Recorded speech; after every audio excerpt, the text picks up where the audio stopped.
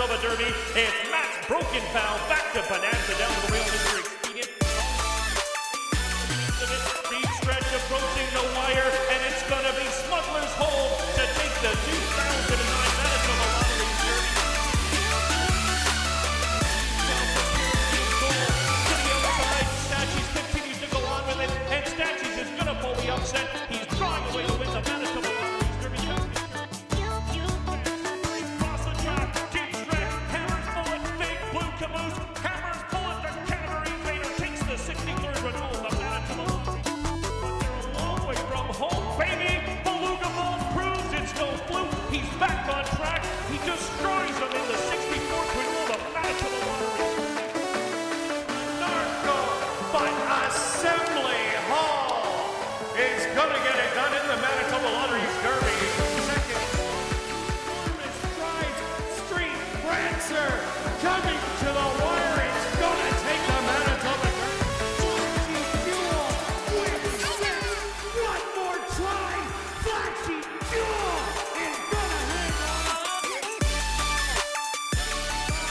But it's inside straight. He's gonna do it in here. Escape quad, trying to battle back, but Pineapple is the 16th pole. Sky Promise is gonna take in the Derby. Oil money, he can't go around it. Mr. Unusual Mongolian win takes the 72nd running of the Manitoba Derby.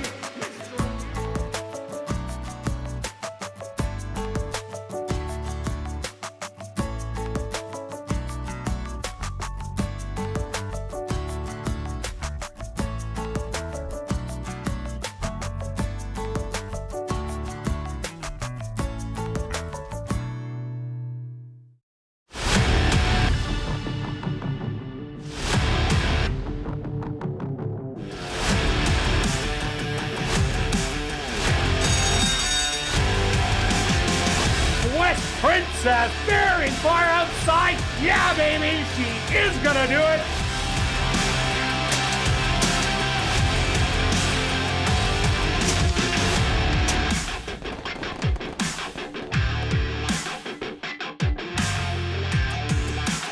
The Manitoba Jockey Club acknowledges that we are on Treaty 1 territory and that the land on which we gather is the traditional territory of the Anishinaabe, Cree, Ojibwe, Dakota, and Dene peoples, and the homeland of the Métis Nation. We pay our respect to the First Nations and Métis ancestors of this land. And welcome everybody to ASD Live, brought to you by Manitoba Liquor and Lotteries. Day 12 on the racing calendar. Let's take a look back at yesterday's racing action. Who was hot? Well, on the rider's side, jockey Jorge Carreño. He ended up having 2 wins. That vaults him into second. But Antonio Whitehall did have 1. So he's still up by 10. On the trainer side, trainer Tom Gardapi Jr. had 2 wins, and that vaults him into a tie with Wendy Anderson with 8 wins on top. Lise Pruitt behind with 7, Jerry Gorno 6, and Shelley Brown 5. Stretch on the racetrack, really no biases yesterday. Speed didn't do too bad, though. Yeah, no, I agree with you. If you tuned into Monday's show, I kind of talked about there's no real surprises. And then, of course, yesterday, there was some surprises. So I'm going to quote a quote from a Big Brother, the reality TV show that everybody probably watches. Not me. No, I didn't think so. Expect the unexpected, and that's kind of what we thought. Kirt gave out some nice ones about one start, would the horse improve? We both kind of had a couple of those, and then a couple we guessed wrong, and the other ones came in, and then Kirt was just telling me off camera that he had bet a couple of them the first start and then jumped ship, and then they won the next one, but it kind of happens. As if you're watching right now, you may be able to see our pink ribbons. Today is Pink Cloud Charity Night, and the stable has been here for many years, and they're just trying to raise money for breast cancer. So we're going to wear these, and with our winnings, part of our winnings, we're going to make a donation for that. So I don't know, Kirt, hopefully we make some money. Yes, that's the hardest part. So there's a bit of pressure on us. Either way, we'll make a donation in some sense, even if we struggle. But that's not going to happen. I'm ready. I'm ready too. Let's kick off the card with the $3,000 claimer for the boys 3 and up that are non-winners of the year. They're going to go 6 furlongs. Stretch, an interesting opener. It is. It is one. I'm going to go with the 3 horses. This horse won at this level last time. And yeah, sure, and then got disqualified. So it still fits the condition because it didn't win at the end of the day. Had a bit of a good trip early, but then they made a nice aggressive move wide, was 3 wide on the turn and then dug in. And just such a big first race, better numbers. We hadn't seen this race at ASD all of last year, but if you go back to some of the other races way at the bottom, ran some nice races at Delta and Fairground. So maybe last year just wasn't his year. The horse has won 13 races lifetime. They had some talent in there at some time. You just can't win that many races. So I'm hoping the horse is returned back to that form from a year or so ago, or the trainers figured it out. So let's start with that one. Then we'll go to the 2 as a second selection. And Kurt's probably seen it the same way. We both have the 2 and the second. Don't want to put him on top. The horse was in... had a bit of trouble, but also makes a big drop. I watched it. Yes, some tough fields. I didn't see a lot of gameness in there, and that's what I like to see, to put a horse on top. Didn't see it, but certainly runs the races back to fawn, or can be right there. Runs the back class right there. I think it's going to be a short price, but early on it's not getting any action whatsoever. So, and then we'll go to the 5 as my third selection. Similar, makes a small drop in claiming price, but actually a huge drop in class, going from 4,000 open to the non-winners. Pay attention to that. It's not the horse's the ideal distance, but I just think that this is a nice sneaky one that could get in the exactor. So I do like the 3 as a price, so 3, 2, and 5. Yeah, I see this as wide open. I see the speed coming out of the 1 towards the light. Number 3, Will Knows, and even the 4, Otani, can all show some early foot like they did last time. So I'm expecting that again. Now they stretch out a little bit farther from that 5.5 furlongs to 6. And I think that's going to benefit number 6, Silver Maker. This horse came with a good run at the end last time out. Did get beat by 5 legs, but Danza Rebel was much the best in there. If it would have had an extra half a furlong, this horse probably would only got beat by about 2, maybe 2.5 lengths in the end. So I'm thinking the distance is everything, a pace battle up front, and currently it is taking money at 7-2. I do like number 3, Will Knows. After winning this condition in a hard-fought battle, only to be disqualified, and the 2, Murdo, taking that huge drop in class. I'm with Stretch. I can't really put it on top because it was a bit of a lackluster effort, but that big drop in class, that might just be the key. But I'm taking 6, 2, and 3. Now we're going to carry on to race number 2, an allowance race 4, 3 and up maidens, going 5.5 furlongs. Scratch number 7, Lollipop Kid, the favorite. So this opens this one up a little bit more. It does, and I'm happy to see that you didn't put a couple horses on top there, Kirt. I'm proud of you. I'm proud of you. Yeah. So yesterday we both took a big favorite and explained that the horse didn't really lose the race, just lost to a better horse that day. Ran big figures. Ended up the 9. We're talking about the 9 in the last race. Ended up winning yesterday quite convincingly, as we kind of expected. It's a different case today. Both the 1 and the 6, both were favorites last time, especially the 1, a big favorite. If you look, I think the horse actually declined. He actually did lose that race. So I had to go for some price horses in here, and that's what I've decided to do. We saw it happen yesterday. I started with the 2 horse, taking a shot. This horse trailed early and then made that nice even middle move and then got second. Galloped out really strongly. If the horse gets out a little bit better, I think the horse certainly is going to improve. You won't get the 12-1 because of the scratch. I'm hoping for maybe 8-1 or so. And so this horse actually beat the 1 horse with the first start. So I have to have him ahead. And then I do like Kurt's long shot as well. It could have went either direction. First start of the year, first start last year, had some trouble. And then 2 back is the race I like, that it showed some speed, or it came off the pace and then changed the running style. Since it's Kurt's top pick, I'll give him more. He gets to go. But why wouldn't you take Marvin Buffalo hitting at 56%? So that's a good one. And the last one, I will throw the one in for third. The horses fits if you're in a show parlay, which isn't today, tomorrow. No excuse. If the others don't improve, maybe the horse can be there. I just can't back a horse that's going to be kind of a lower price. So I'll go 2, 5, and 1. Yeah, I ended up going to number 5, Indio Time. Buffalo stable, absolutely on fire to start the meet. And this horse ran 3 good races. I even liked that first one where it never got out of the gate and came running down the lane, only to run 4th as Mechanic Susie and Prairie Drifter pretty well ran away on the field on the front end. The comeback race, Prairie Drifter was the best in there. Horse was bet down less than 1 to 2. I think it was 2 to 5. And the horse never gave up. And that's what I like about that second last race. And then was heated up on a pace battle and ended up losing to the big favorite, Silver Creek Lady. So ran 3 big races as a 2-year-old. Now graduates to the 3-year-old season. Good workouts under the belt. And as I said off the top, a very hot barn. My second selection, number 6, Finalize. This horse has been knocking on the door. I really don't think this horse is going to win the race, but I think it'll still stick around for a piece. In 11 starts, or 13 starts, has been in the money 7 out of 13 times, yet to get that win, and really hasn't showed me that it wants to win this condition just yet. So that's why it's my second selection. And third, number 1, Green Amazon. The big key here, getting Lasix today. 2 outs ago, looked awesome. Last time, flat. Now gets Lasix. That can really bump a horse up. So I'm giving him another chance. So I'm taking 5, 6, and 1. Now we're going to carry on to race number 3, kicking off jackpot pick 5 wagering. Scratch number 5, Lady Sunset. 5,500 claimers going 5.5 furlongs. A massive favorite in here. Yes, absolutely, Kurt. I bet this horse last time. I was impressed how game she was. I think she's going to stalk, and same kind of running style. She's learned how to stalk and just kind of keep going. 4 of 7 wins at this level last year. I actually think that this is an easier field of 5,500 than last year. So, or last race. Yeah.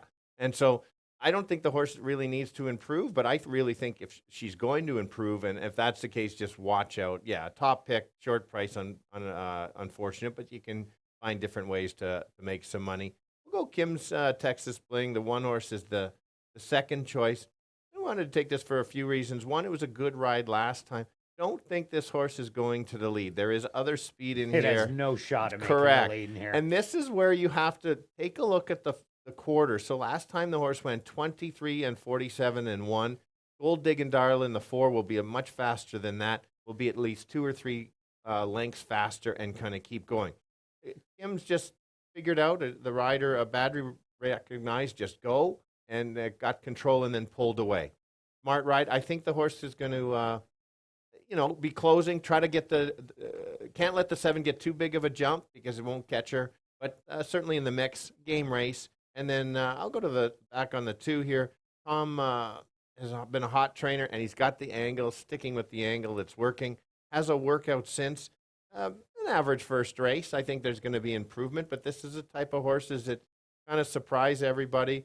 Not today, Kurt. I'm not going to be surprised, but I do like the 7 on top. 7-1-2. Yeah, I'm with you, Stretch. Not much more to add. By all, beat a tough field. Weaker today. Stalks the speed of number 4, Gold Diggin' Darlin'. And she's just plain and simply much better than this field. I like number 2, Spy a Star. Pretty well the same reasons as Stretch. Tom Gardepy on a roll.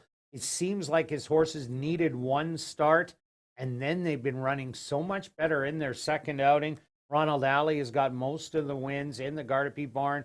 He sticks with this one. A couple nice wins, winning the non-3 and non-4 lifetime condition last year. That's the same kind of race I think is going to happen. So a big shot for second, and I'm throwing in number 4, Gold Diggin' Darlin'. Thought she'd wire the field last time out. Going the same distance today, 5.5.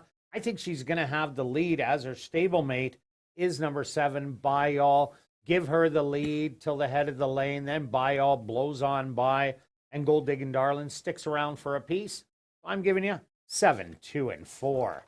Now we're carrying on to race number 4, kicking off $50,000 guaranteed pick 4 wagering, a $5,000 claimer. For 3-year-olds and up that are non-3 lifers, Stretch, good race. It is a good race, a good competitive race. Few ways to go. Apparently, we see it the same way. Totally. Let's go with the one as my top selection. Was in the 10 non-3. Ran a nice race, showed some speed, made a good move, and just got beat by E2 Babu, who ended up running a really good race at a higher level the next out. Second for 7,500. Correct. So that is a big jump or a tougher competition. So that makes the race legit in there. I don't think this horse needs the lead, but could get it. We are going 7 furlongs, does have the rail. It'll be up to Cumberbatch to see what he wants to do. If he doesn't get the lead, can sit just behind and kind of take stock and then take over. But if they let him go, could steal it. So I think it's a must-use and a top selection for both of us. Then I'm going to go to the 6. Look at you, Kirt, again.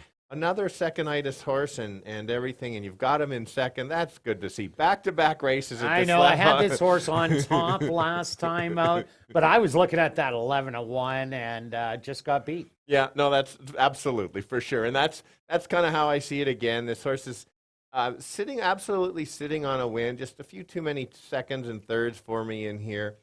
You can look at the Turf Paradise races. Likes the 2 turns, so that helps as well. So many things to like about this horse, except it doesn't like to win.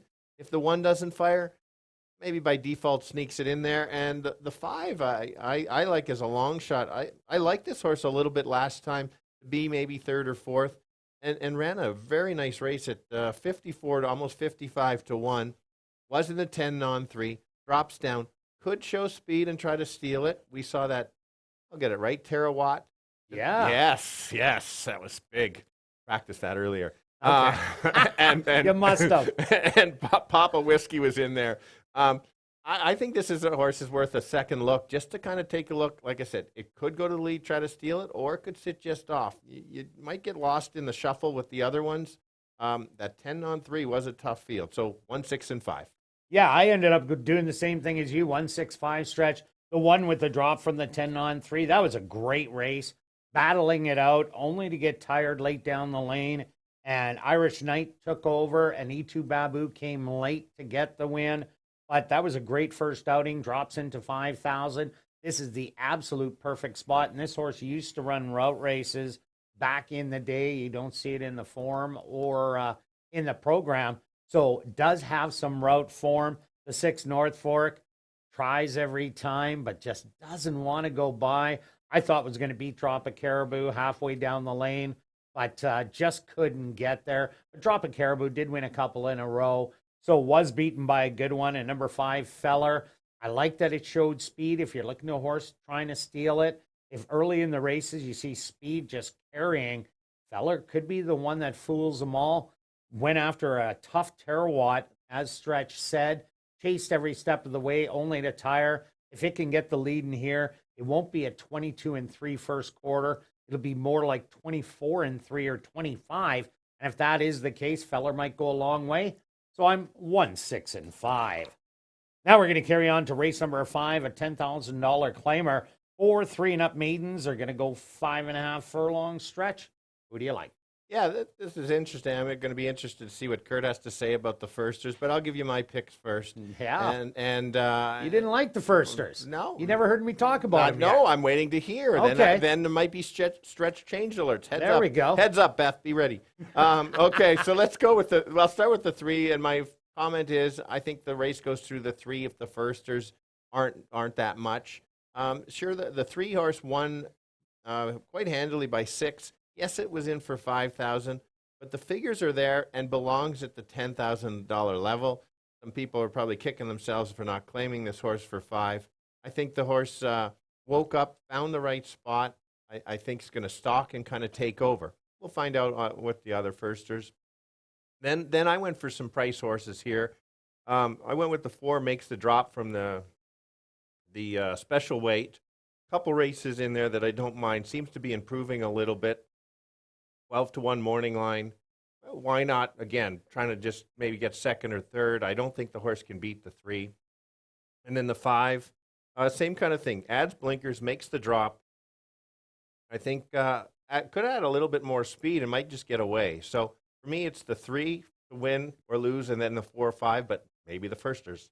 Yeah, well, I like the 3 Love Ours too, who did win that race handily, but was disqualified. But let's look at from one of the firsters, the one I have on top. Number 1 looking for kicks. The dad looking at Lucky. Wow, that was a win machine. 13 lifetime starts, 9 wins, including the Preakness, a winner of over $3.3 million. The mom only won 2 races, but they were sprinting all the time, made almost 100K. And this one does have a full brother that is a maiden after 9 starts, has 3 seconds, but that was at Oaklawn and Churchill Downs. I like the workouts on this horse. The last 2, 49-1, 49-4. The gate work is a little bit on the slow side, but I'm expecting a little bit more out of this one. Shelley Brown and Antonia Whitehall have started off the meet rather well, and drawing the rail, always a bonus. And number 7, very high. Well, the dad had 3 wins in 4 starts. So definitely a horse I'd like to win at a route. $324,000 in earnings. The mom was a 7-time maiden. This horse has 4 half siblings, a 6-start maiden, a 3-win, 55K, 2 wins, 20K, 2 wins, 17K. So not a great family, but a couple really nice workouts coming in. 37-1 and 103. This is a New York bred, and I think this one could be a little special one in here. So I'm going to take the 3 with the 2 first-time starters, 1, 3, and 7. Now we're going to carry on to race number 6, our featured race on the card. It's the 43rd running of the Chantilly Stakes, 4 3-year-old fillies. Scratch number 2, Diamond Grand Stretch. This could be quite the race. Yes, it is going to. I expect it to be for sure. Some talented fillies in here. Looking forward to it. And some interesting angles. And there are that I'm going to help bring up that we've seen over the last couple of years. Okay, I like that. I'm looking forward to it.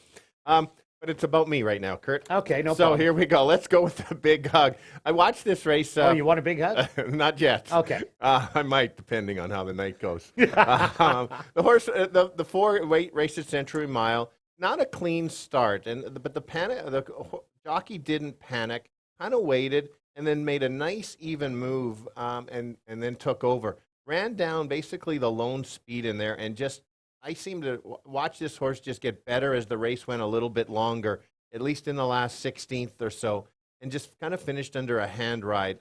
I basically see the same thing happening in here.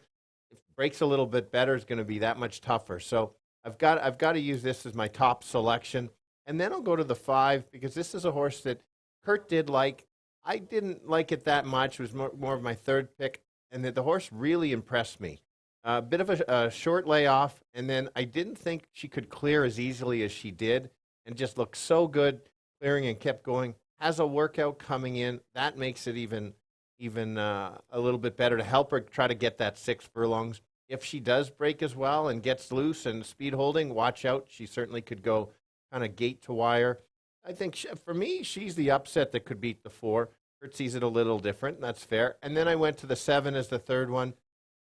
This horse ran a nice race. I don't think the horse can beat the 4 because I think 4 had something left, but ran that 6 furlongs. I do like that. Has kind of that closing kick. So if the speed backs up, this horse can get there.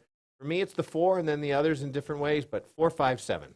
See, Stretch, I see a lot of speed in here. Big Hug has speed. Lady Cop did show a little bit last time out, but I'm expecting her to show a lot more after that first effort. And, of course, Spittin' Kitten went right to the front end, and I thought she would clear with that winter racing under the belt. But I think it's going to be a little bit different today as she is on the outside. Rafael Zentino Jr. on Big Hug knows our racetrack well. He's been here a couple of years, in and out, but a lot of rides. So he's very familiar. So I see a bit of a pace battle happening. And if that does happen, it could set up for a horse to come off the pace.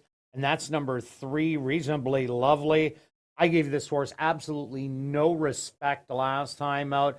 I was all about Spittin' Kitten and Lady Cop. And I just said, this one wouldn't fit. Watch the replay on this. If you want to see a horse with a big, big close, Stretch had one the other day. Attaboy Cookie did the exact same thing, got rewarded, ended up getting the win. Neville Stevenson, he probably thought he pulled the trigger a little bit late as the horse finished with an absolute pile as it came down the lane. So this horse showed me a lot. I think it's going to love our racetrack. It's going to love going farther. It gets an extra furlong today, not a half a furlong, a full furlong. So I think this is an upsetter at a big price. I do like Big Hug. How can you not like a horse that's won 5 out of 6 lifetime starts, and the only other one ended up running second and was disqualified out of there? But Big Hug has done no wrong. Should be able to take to the racetrack. But the Century Mile horses, not all of them take to our racetrack the first time they run. So that's my only concern with Big Hug. And I like number 7, Super Caro. This horse ran big last time out, running second to Big Hug. It can improve as our lane is a little bit longer, and it is a horse that stalks, and if the speed bangs it out, that's the other closer. So I'm taking 3, 4, and 7. Now we're carrying on to race number 7, a $5,000 claimer for fillies and mares 3 and up that are non-4 lifers. They're going to go 6 furlong stretch. Wow, we came up same top 2. Yes, and I'm going to make the comment, it's the toughest race on the card for me by far. I have no real strong opinions in here. Well, this is the first time you picked Cordillera. That's true. So I'm just jumping on the bandwagon one race too late, Yeah, you possibly. are. So we'll see how it goes here. And mentioning when the race comes up like this, if you've watched the show in the past, appreciate if you have, you're going to see the same comment that I always make. You got to look for a price. You don't want to find a low-priced horse in here when you don't have a strong opinion. So the key for me on the 8 is this horse actually has the best last race of all the horses in the field. Is making a slight move up, but based on the figures, the horse certainly can easily move up. We saw Artesian Dancer last time win a nice race yesterday. This horse is just right there, 3 of 5 at the ASD. So if take out the Century Mile races, and this horse certainly likes the track, which Loves the track. that's a better comment. Correct. So And some of those losses were in stake races. yes, and so therefore you can't leave this horse out. I don't know if you're going to get the 5-1, but it is still going to be my top pick, even if it is Kirt's as well. And then we'll go to the 1 as my second selection. Makes a big drop. Didn't show much in the first race. I think you're going to see some big improvement. If you look at the races last year, it was very competitive. Clearly needs one, and probably they just think this is the right spot for the horse to be competitive. Doesn't belong at that higher level. Let's get the win now. Using it in the sequence, but not a win bet for me. And then I'll go for a bit of a troubled trip horse. This was the 3. Basically troubled at the start, had an excuse, then made a kind of a move on the turn, and then flattened. So I think if the horse can be that much closer to the pace, run a similar trip as the horse did when it won the first time here, could be right there. It is tough. I know we have the same ones, but I'm going to go 8-1-3. Yeah, I'm with you. Cordillera loves the racetrack. Savage Love getting beat by 10 to Kate's Princess. Anybody in here would get beat by 10. So this is a massive drop for the 1. And I like number 4, Secret Avenger. This is a horse that has some good early speed. Tried to steal it last time out, but was just off, made a big move, and then ended up getting caught late as Kim's Texas Bling stayed up the inside. And Lipstick Lady, who was the big favorite, rallied for second. I think Secret Avenger, if it can get the front end, might be able to stay for a while. So I'm 8-1-4. Good luck with all your wagers this evening, and I'll be right back with the changes on this evening's Card of Racing.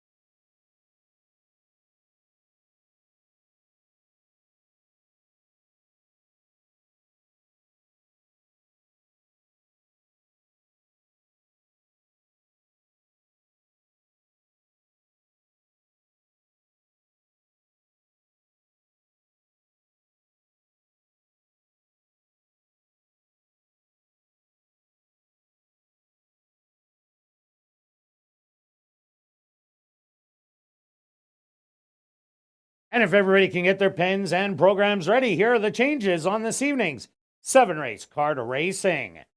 Turning your programs to race number 1, number 6, Silver Maker. The ownership should read MGD Racing. Now turning your programs to race number 2, scratch number 7, Lollipop Kid. That's race number 2, scratch the 7, Lollipop Kid. Now turning your programs to race number 3, Bison Modular Derby Race. Scratch number 5, Lady Sunset. The jackpot pick 5 carryover, just over $172,000. Now turning your programs to race number 4, kicking off $50,000 guaranteed pick 4 wagering, just a couple of overweights. Turning your programs to race number 5, our VIP Fan of the Night race. Again, just a couple of overweights. Now turning your programs to race number 6, our featured race on the card, the 43rd running of the Chantilly Stakes for 3-year-old fillies. Scratch number 2, Diamond Grand. Now turning your programs to race number 7, the Pink Cloud Racing and Wheatland Express Charities. Super high 5 wagering again. Just some overweights. A beautiful evening once again here in Winnipeg for racing. Currently under partly cloudy skies. Am I a pizza delivery driver now? Yes, thank you, Kirt. Thanks for bringing the pizza today. I'm delivering a stretch pizza. You got it. Thank you. Okay, and your head's in there again. Twice. I guess it's 2 for 1. 2 for 1 pizzas. All right, under partly cloudy skies, 29 degrees Celsius or 84 degrees Fahrenheit, a light wind out of the north at 5 kilometers an hour or 3 miles an hour. The track is listed as fast. A fast racetrack for this evening's 7-race card racing. We're going to kick it off right here in race number 1. That goes to post in 16 minutes.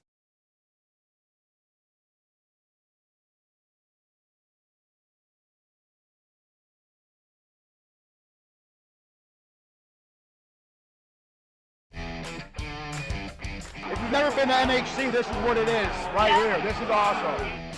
There are going to be prices coming. This room is going to be nuts tomorrow. These players are unbelievable. This is your chance to be in the spotlight. When all 8 tracks are in play, there's going to be bombs dropping left and right. There's going to be screaming and yelling. Hawthorne is probably the best value out there for cash tournament play. If you're serious about contests and you want to experience the NHC, you have to find a way to get to Hawthorne as many times as you can. You absolutely have to. The reason I think the Hawthorne contests are the best value in contests, there's no entry fee. Hawthorne is giving away seats. You have to play in those events because, we all know what the cost of an online NHC seat is. Got some free entries, come out to Hawthorne, so I made my first trip and had a great time. If you're playing contests, Hawthorne is a great spot to be. There's no takeout of the contest. It's a great place for horse players to either qualify here or play in some live money contests.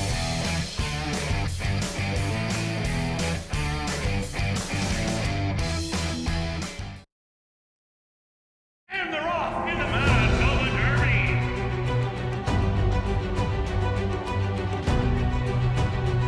Field of 9 set underway in the CC Derby.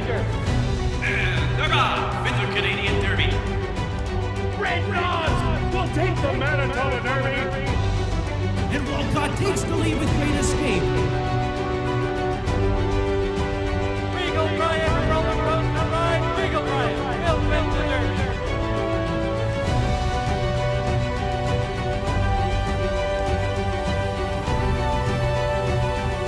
And Great Escape winning the Canadian Derby.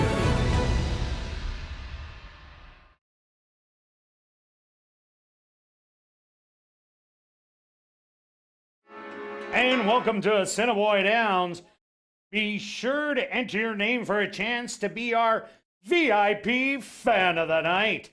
Ballots are available in the lobby. If your name is picked, you get the VIP treatment, including a $25 wagering voucher, an ASD t-shirt, a trip up to the press box to watch me call a race, then head on down to the paddock to see the horses, and a chance to watch the race from the winner's circle and get a framed photo with the winning horse.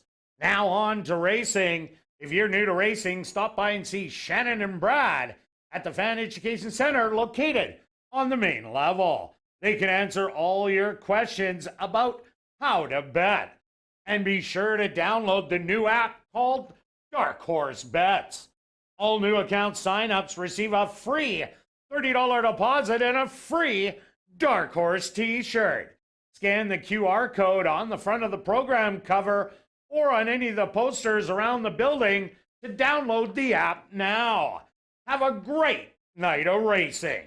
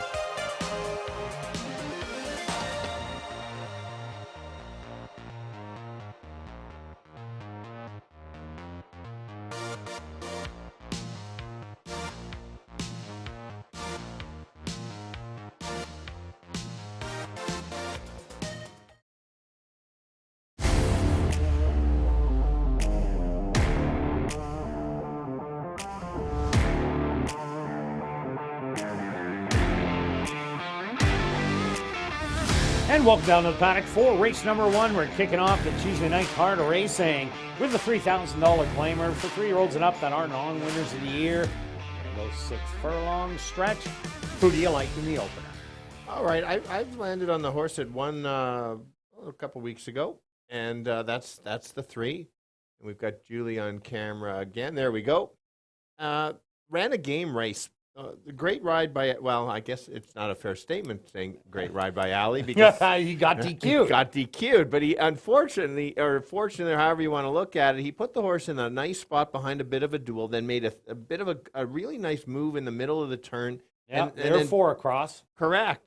And then battled and kind of kept gumming and was very game. Figures are there. I'm throwing out last year's races and going back to thinking that this horse, they may have twigged on something. Tom's been doing this angle all year. Race, workout, win. And so that's what we get here. I see the horse potentially improving a little bit more. It's a tricky level, but yeah, 2-1. I thought I'd get a little bit better price, but that's my top pick. Well, it's hard to get a better price off a horse who's already won the condition. True. I thought they'd be betting I thought they'd be betting the 2 a little bit Well, more. it is a real good board in here. Anybody that you like. I think there is pace in this race between the 1 Towards the Light, the 3 Will Knows, and number 4 Otani. And if there is a solid pace, I think that sets up for number 6 Silver Maker. Silver Maker ran a really good race last time out. Had the misfortune running against some tough ones. Dan's a Rebel, Lucky Luke, and Drizzy. And the horse did have trouble early on, a little steady at the break, lost some lengths, but did come a running going the 5 furlong distance. Now gets a full extra furlong, 6 furlongs today. And so I'm taking a shot at Silver Maker currently 9-2. And that's fair if people are watching this or watching ASD Live. How do we have picks so differently or sometimes exactly the same? Is because we see the race, whether it's the same way in one race and some different in another race, and we're going to see how it goes, and that's how we kind of select our horses. We both agree on the 2 to run second, and if there is a pace battle, it sets it up for this horse even more. Makes a big drop from the 75-100 right to the bottoms. It looks fine in the paddock to me. My concern was it as much as the field was very tough, it didn't show enough gameness for me to move this horse up. If it runs back to some of the races at Fauna, certainly can be right there. 6-1 is actually quite high, which would, if anything, would worry me a little bit because I think when you have a morning line of the 8-5 and a horse drops, you'd like to actually see some money on it. Well, I think that people are kind of looking at it the same way that you are, Stretch. But if they look a little deeper, those 3 races at Fauna for the 25 non-2 of the year, the horse ran lights out 2 seconds and then got up for the win. But it is a horse that will be rallying late. Another horse to look at, number 1, Towards the Light. I liked this one last time out in that compact field of 4. I thought it would get the lead all alone, and that just didn't happen. And when he didn't get the lead, I knew he was in big trouble, and that's what happens. He ended up fading to be beaten by 4.5. That should have been a good tightener for Towards the Light. Does have some back class, as this horse was a 14-time winner. The only thing I don't like, 20 starts at the distance and only 1 win to show for it, going 6 furlongs. That's why I liked it at 5, but 6 furlongs just might be a little too tough, as the horse does like showing speed. For sure. My third pick is the 5. This is a bit of a horse that kind of runs evenly, makes that a sneaky drop in the sense of claiming price doesn't drop much, but the caliber that he raced against certainly does. Kind of a stalking trip, basically ran evenly. I'm expecting kind of the same, cuts back from 7 furlongs back to the 6. We saw a couple that went around the 2 turns and dropped back in 1 yesterday. Right trip, if there is all that pace battle, then this horse certainly is in the mix. Yeah, and another horse to look at, number 4, Otani. This is a horse that I like coming off the pace. This one ended up getting in that battle early, and then the bottom fell out as it was beaten double digits, almost 18 lengths in the end. I think Otani is much better than he did show in that race. You see him going 5.5 furlongs last year. Near the end of the year, beat Strider's Ring, Hot Roddin', and that was a great race for Otani. Expect a better effort today, but I just can't play him today, beaten by 18 in such a compact field. For sure. Yeah, I'm going to give him 1 as well. All right, let's go to our wagers here in race number 1. Stretch, what do you have? Well, starting off small because it is a tricky condition for sure. Just why make it a $1 try wheel when you can make it 5? Of course. The pull of Kirt here. 3 with 2, and then 5 and 6 for third. $5 wheel, sorry, Kirt, is $10 or just $2 if you want to play a $1 wheel. And myself, I'm going to chase after the pick 3. I'm going to take 2 and 6 in here. Next race, 1, 4, 5, and 6, and round it out with just a 7 by all. That for a $2 pick 3 will cost $16, $1, only $8. Good luck with all your wagers here in race 1, and we'll see you back for race 2.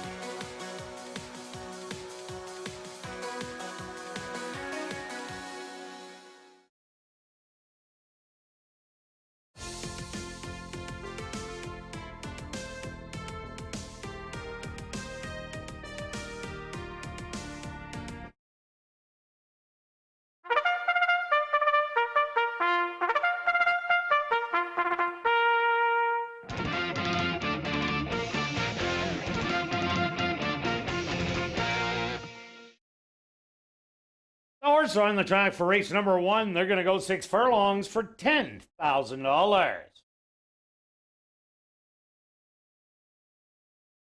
Number 1 is Towards the Light, owned and trained by Courtney Ross with Neville Stevenson.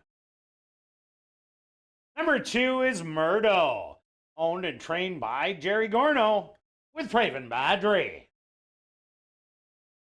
Number 3 is Will Knows, owned by Kenneth Lee Gardepee, trained by Tom Gardepee Jr. with Ronald Alley. Number 4 is Otani, owned by Black Diamond Stable, trained by Tom Gardepee Jr. with Antonio Whitehall. Number 5 is Aknas, owned by Henry Witt Jr., trained by Jerry Gorno with Stanley J.D. Jr. Running out the field is number 6, Silver Maker, owned by MGD Racing, trained by Jim Donnelly with Arthur Badua. Kicking off early daily double wagering here in race number 1. They go to post in 3 minutes.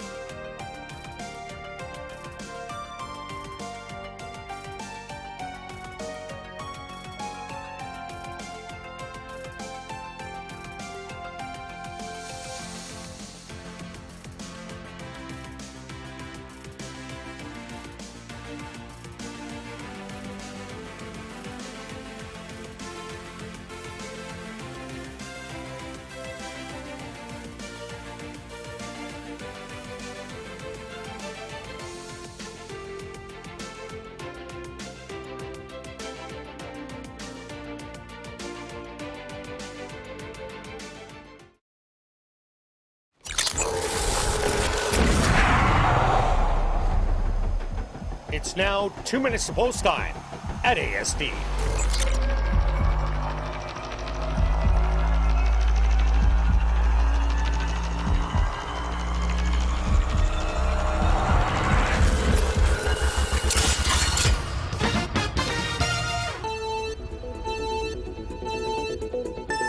All right, the boys kick off 2 Tuesday's racing card going 6 furlongs. It's for horses that haven't won in 6 months. How does the 3 qualify? Well, that's what happens when you get disqualified and caused interference. The horse ran a nice race, made a big wide move, and just battled right to the end. Battled well enough to win in a photo. I think the same thing's going to prove. I actually think he's going to prove even more and beat this field again. Second choice would be the Dropper. That's the 2, racing tougher, now drops in. And the third one is a closer as well. At a price runs evenly. That's the 5. You're getting 7-2 on that one. Kirt? Yeah, Stretch, I think this is a tougher race than Will Knows was in last time out. That's why I made number 6, Silver Maker, my top selection. Drops in from the $4,000 level. Made a good close late. After a bit of a troubled beginning, gets an extra furlong, which I think will really help the horse. So I'm taking a shot at 4-1. I also like number 2, Murdo, taking a big drop in class from 75 wide open to this non-winners of the year. And number 3, Will Knows, already won it.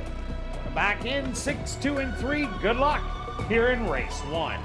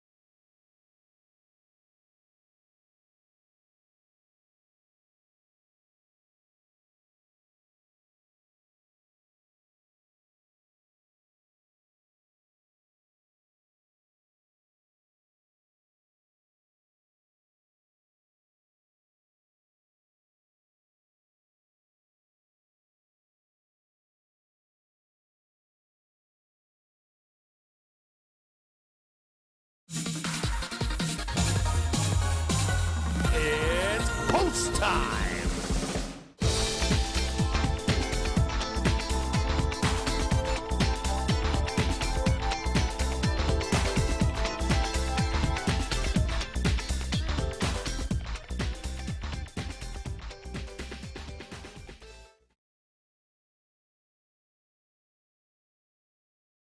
Towards the light, the first one into the starting gate.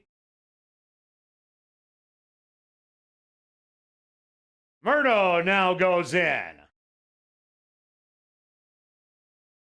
Next up, the 5-2 favorite, Will Knows. Otani steps up and in. Just 2 left to load.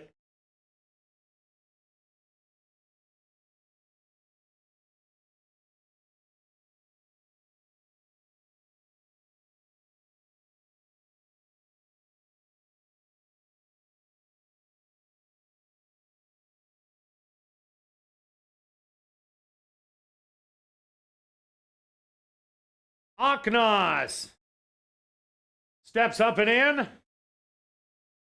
Now just waiting on Silvermaker to the outside.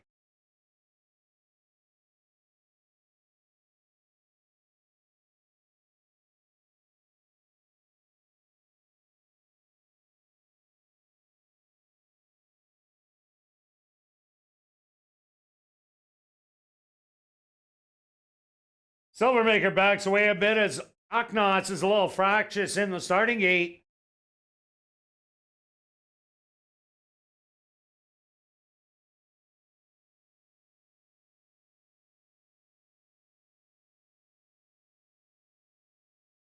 Silvermaker getting a little extra help from the gate crew. Is now in.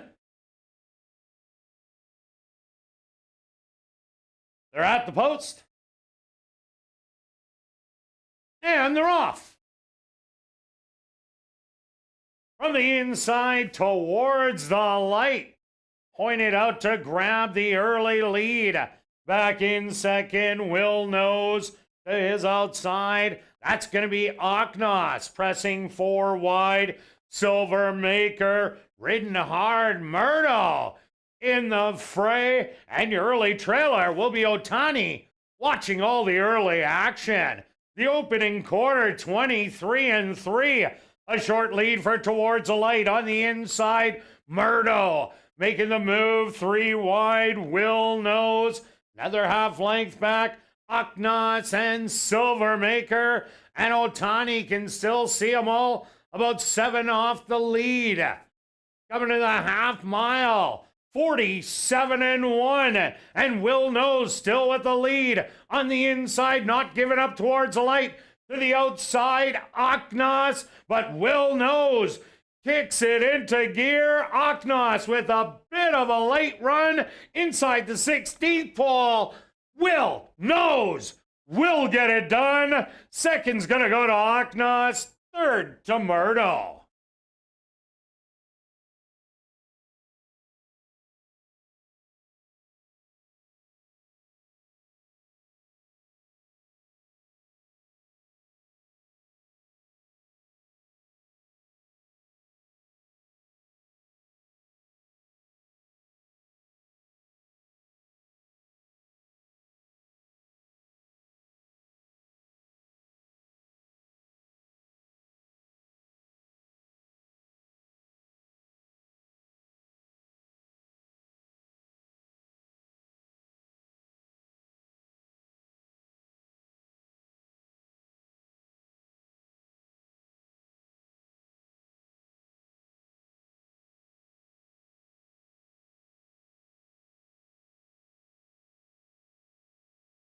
The Stewart's supposed to number 3, Will Knows, as your unofficial winner. Second goes to number 5, Aknos. A photograph has been called to determine the show position. They went the opening quarter 23-3, the half 47-1, 5 furlongs 59-4, time for the 6 furlongs 113-2.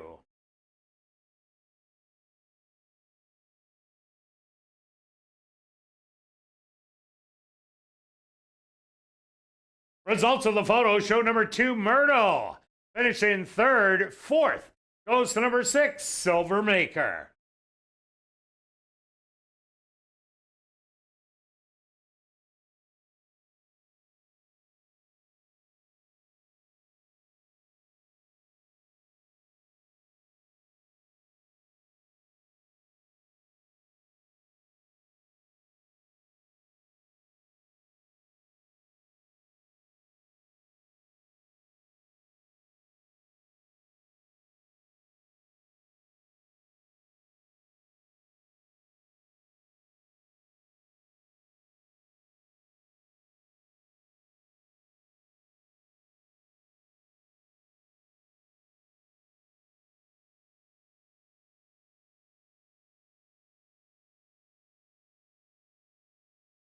Now entering the Wednesday enclosure, the official winner here in race number 1, that's number 3, Will Knows. Will Knows is a dark Bear Brown gelding, 8 years old, by Wilco. Out of the mare, I don't know, maybe by Donnerell Court. owned by Kenneth Lee Gardepy, trained by Tom Gardepy Jr., and ridden to victory by Ronald Alley. Time for the 6 furlongs, 1:13 2.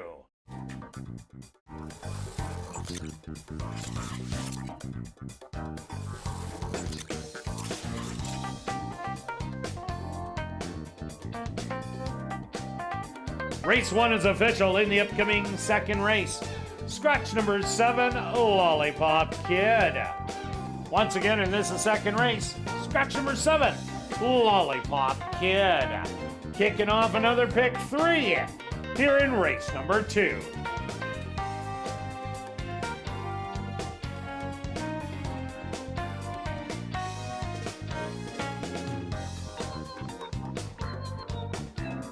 Assiniboia Downs has introduced a new Chase the Ace weekly draw. The progressive jackpot is guaranteed at $5,000 if you pick the Ace of Diamonds. Tickets start at $5 and are available online at asdowns-cta.com or in person at guest services or at the VLT cashier's cage on the second level. The draw will be made tomorrow, so get your tickets now. Proceeds support community charities, including Final Furlong, the Winners Foundation, Manitoba Indigenous Cultural Education Center, Indigenous Languages of Manitoba, and the Manitoba Lung Association. By purchasing a ticket, you are helping these charities make a positive difference in the community. Thank you for supporting the Chase the Ace ticket program.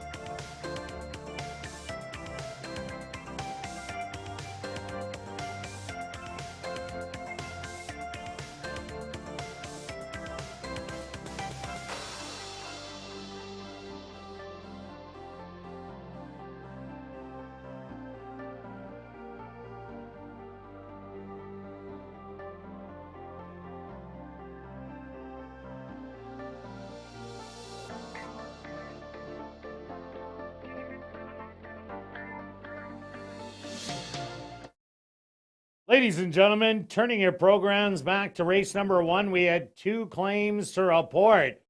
First off, claim for $3,000 was number 2, Murdo, claimed by Keno Martin's trainer, Stephen Gaskin. Also claimed for $3,000 was number 5, Oknos, claimed by Lucky 8 Stable and Jared Brown, trainer, Jared Brown.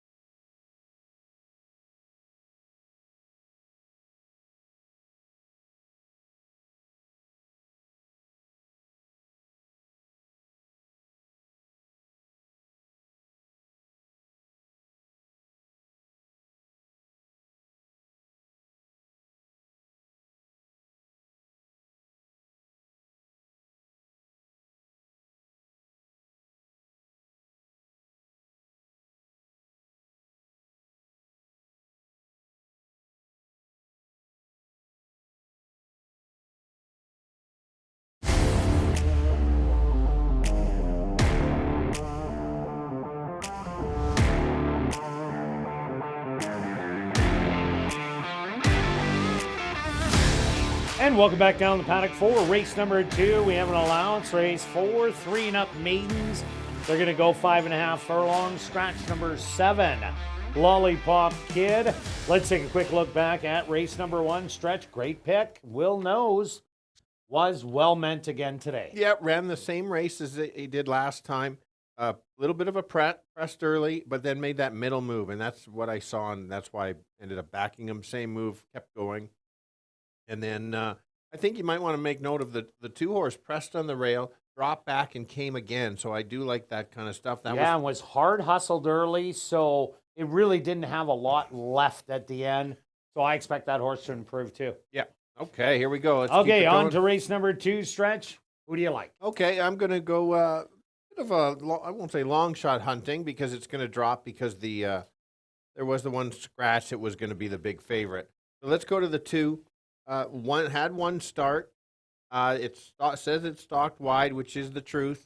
I thought it didn't break as well as it could have. It was a few lengths back and made a nice, again, one of those moves on the turn and then kept coming. And I like that the horses only had the 1 start. I'm convinced the horse is going to improve a little bit, and that would be enough to beat the 1. The 1 has already had that was the 2nd start. This horse, I think, is going to improve a little bit. Get a better trip, could be right there, 6-1. Yeah, I ended up going to number 5, Indio Time, making its first start of the 3-year-old campaign. Had 3 good races last year. First time, never got going early, but finished really well late. And then in the comeback race, ran against a very tough Prairie Drifter, who was the less than even money favorite, who got it done, but ran a very game second, sitting a lot closer. And then the last start of the year, battled every step of the way. And the winner, the eventual winner, Silver Creek Lady, was the favorite that day. And she ended up getting the job done. Indio Time coming out of a very hot barn, the Marvin Buffalo barn. So I'm taking a shot on this one, as it is only going 5.5 today. Yeah, no, I agree with you. It was almost my top pick. I was back and forth between the 2. I talked to 1. Kirt made a really good point that sometimes you can miss this. The horse adds Lasix for the first time, and we've seen a couple horses in the past year or so that they became that type of finishing type horses. So I did comment that the 2 beat the 1, but the angle on the 1 that with that Lasix might just be the difference. We'll have to see. Getting 6-1, huge value on that for sure. And so I've upgraded that horse a little bit. Another one I think is going to get a piece of the pie. That's number 6, Finalize. Yet to get a win, but 7 for 13 in the money. Was a stalker last time out of Lollipop Kid, the scratched horse in here. And then it was Attaboy Cookie who came from the clouds to run them all down. But Finalize didn't run a bad race in there. And even the previous start to Jafafa was so much the best. That horse came back in an allowance non-2-lifer against another horse that destroyed. They finished noses at the wire. Fafa ended up finishing second. So Finalize, I think, has a good shot, but I think is the place bet. For sure. Let's go to the 4, which is the favorite. Maybe everybody's putting the money on because of that last workout. Solid work, 48 and change. I like that. Did miss a start. Could have probably entered on the June 6th race. Decided to go with the workout. Just lost to Green Amazon by a length and a half. Every reason to improve. The second start over the track. I certainly wouldn't take 9 to 5. Word might be out on this horse, but the horse should be closer to at least 3 or 4 to 1, I think. Well, maybe it's because Antonio Whitehall was on this one and not on Lollipop Kid. Let's take a look at number 3, Ron, the lone first-time starter in here. The dad, Kentucky Bear, was a road horse. The mom, Bear's Princess, did not run. This one does have 6 siblings, couple halves that didn't get to the racetrack, but one half did, had 4 wins, but then had some full brothers and sisters. Ron's most recent full brother had 4 wins, $124,000 in earnings at Woodbine Fort Erie sprinting. Had a full sister, 2 wins, $74,000 also at Woodbine, and another full sister, 6 wins, $215,000 in earning, also at Woodbine. This seems to be speedy pedigree through the full brothers and sisters, and Lease Pruitt can get them ready at first asking. A little bit cold on the board at 6 to 1. For sure. All right, let's go to our wagers here in race number 2. Stretch. Start us off. Okay, I'm doing a $3 exacta wheel with the 2 price horses, and then, of course, underneath, and then the 2 horses that like to finish second or third. So it's a $3 exacta wheel, 2-5 with 1-2-5-6, which is an $18 bet. You made it a $1. It's just $6. I see Kirt. It kind of looks familiar, but a little different. But you missed a certain horse in there. So anyway, go on. You think I missed the 2, but I'm taking the 5 on top with the 1-4-6 in the exactor, and then I'm reversing it, taking the 1-4-6 on top with the 5 for second. Each of those wheels $9, or just for $1, $3 each. Good luck with all your wagers here in race 2. We'll see you back for race 3. Kicking off Jackpot Pick 5 wagering.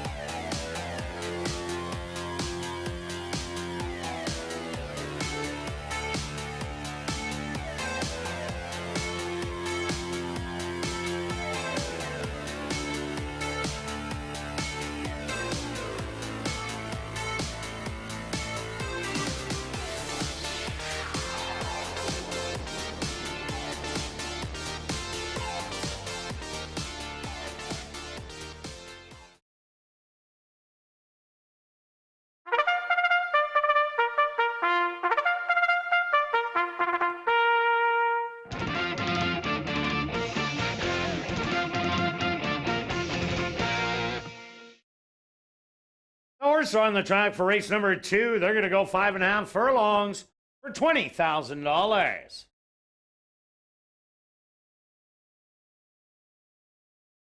Number 1 is Green Amazon, owned by Hardball Stable, trained by Stephen Gaskin with Praven Badri. Number 2 is No I Won't Back Down, owned by Ross Racing Stable, trained by Courtney Ross with Neville Stevenson. Number 3 is Ron, owned by Arneson Farms, trained by Lease Pruitt with Jorge Carreño. Number 4 is Canadian Authority, owned by Shelley Brown, Gene McEwen, and Bet Holtman, trained by Shelley Brown with Antonio Whitehall. Number 5 is Indio Time, owned by Marvin and Deb Buffalo and Arnold Suster, trained by Marvin Buffalo with Sven Balrup. Number 6 is Finalize, owned and trained by Shelley Brown with Ronaldo Cumberbatch. Number 7, Lollipop Kid, was scratched. Post time for race number 2 in 3 minutes.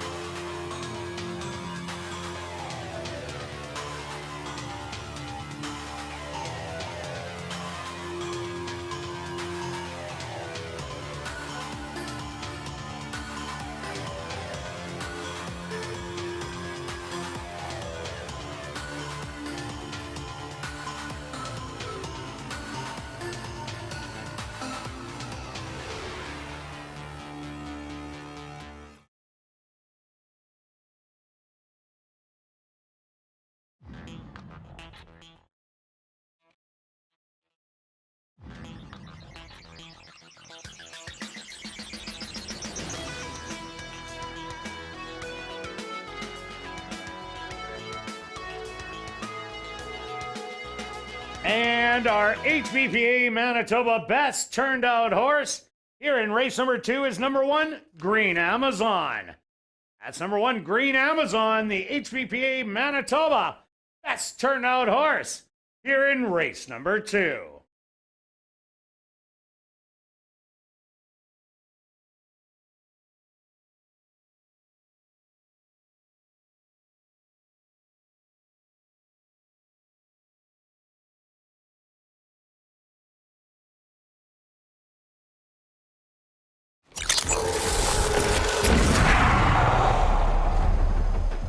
It's now 2 minutes to post time at ASD.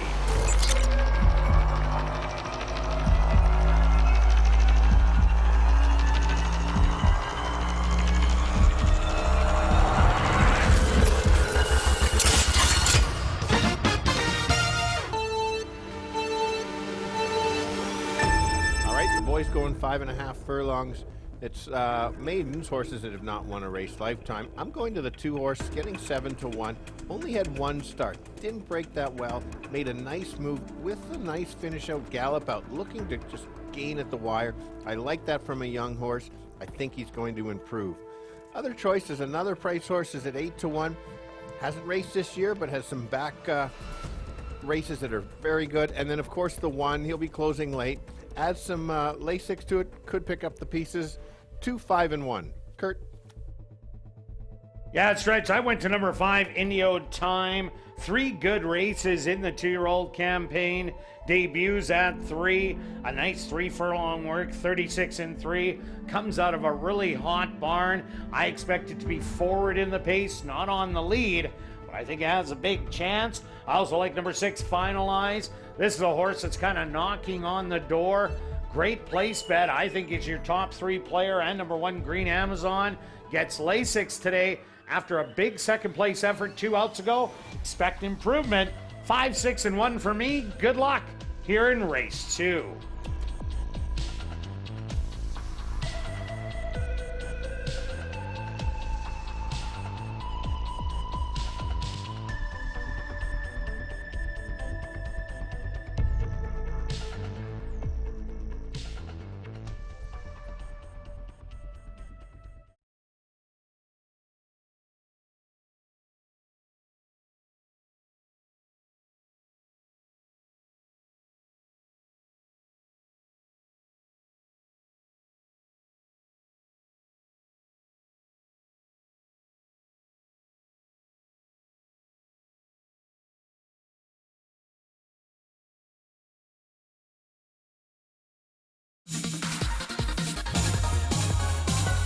It's post time.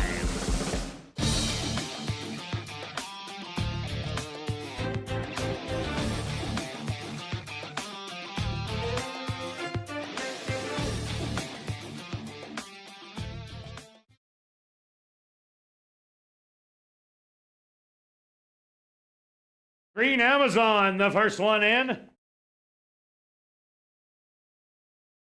No, I won't back down, also in.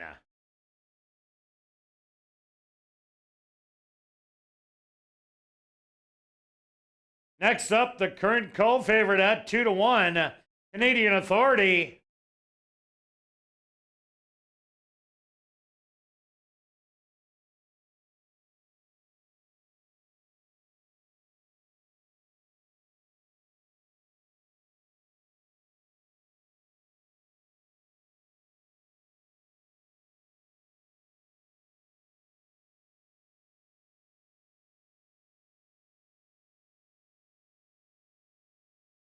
No, I won't back down. A little fractious in the starting gate.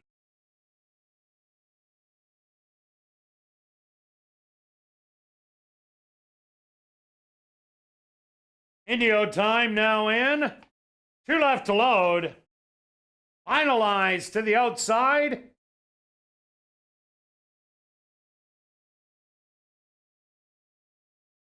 Now just waiting on the first-time starter, Ron. And the field will be set.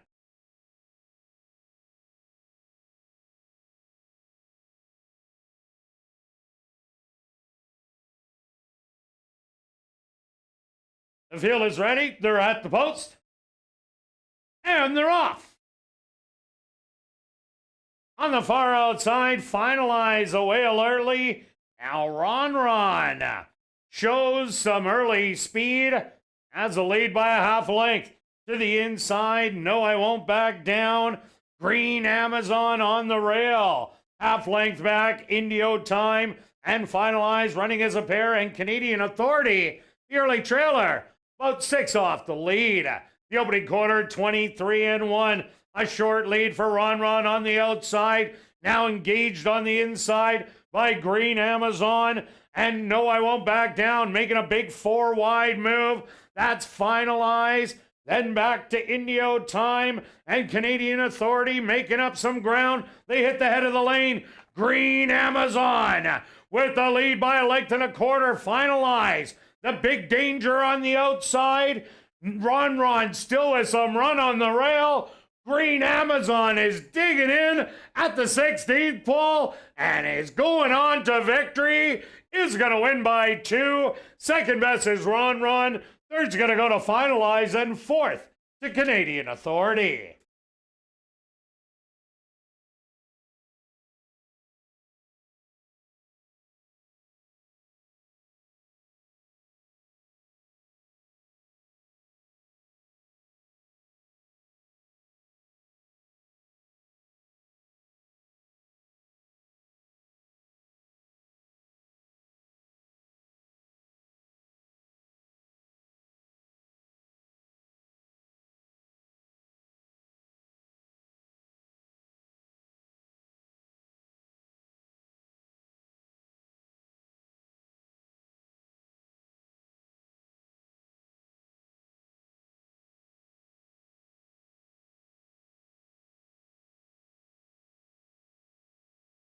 The Stewart's supposed to number 1, Green Amazon, as your race winner.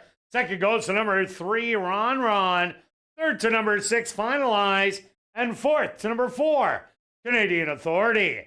They went the opening quarter 23-1, the half 48 seconds. 5 furlongs, minute and a second. Time for the 5.5 furlongs, 107-4.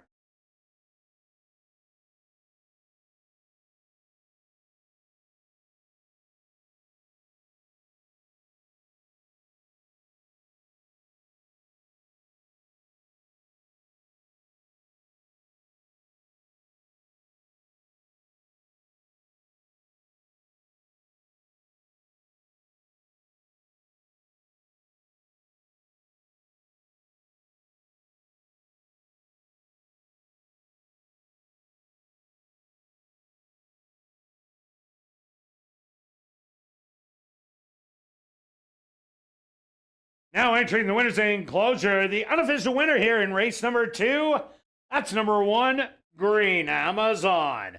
Green Amazon is a big gelding, 3 years old, by Jimmy Creed, out of the mare Kodiak Cocktail by Kodiak Cowboy. Owned by Hardball Stable, trained by Stephen Gaskin, and ridden to victory by Praven Badri. Time for the 5.5 furlongs, 107-4.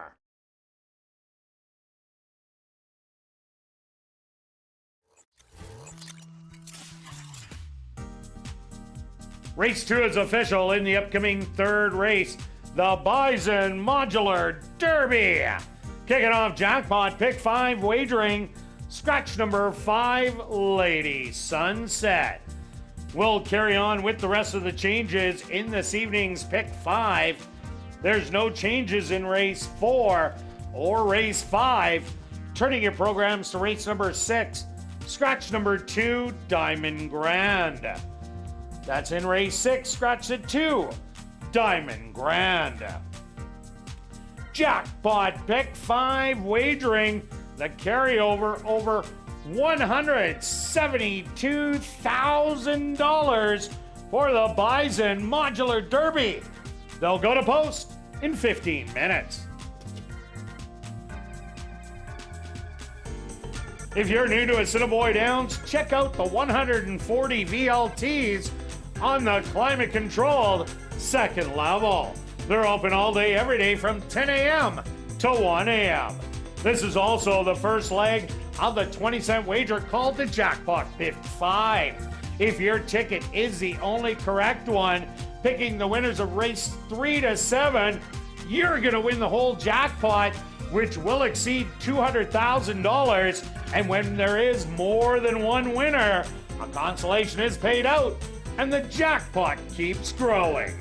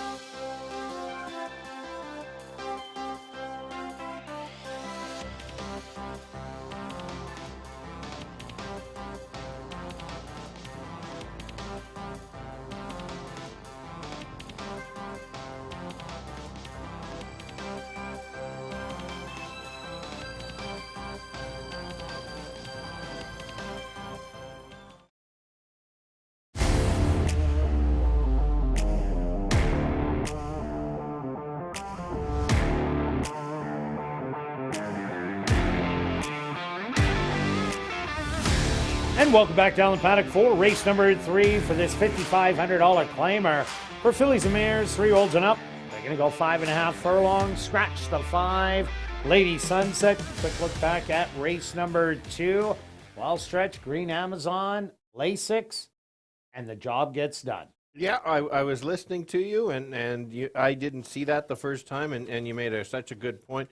So it gave it a reason for the horse to improve.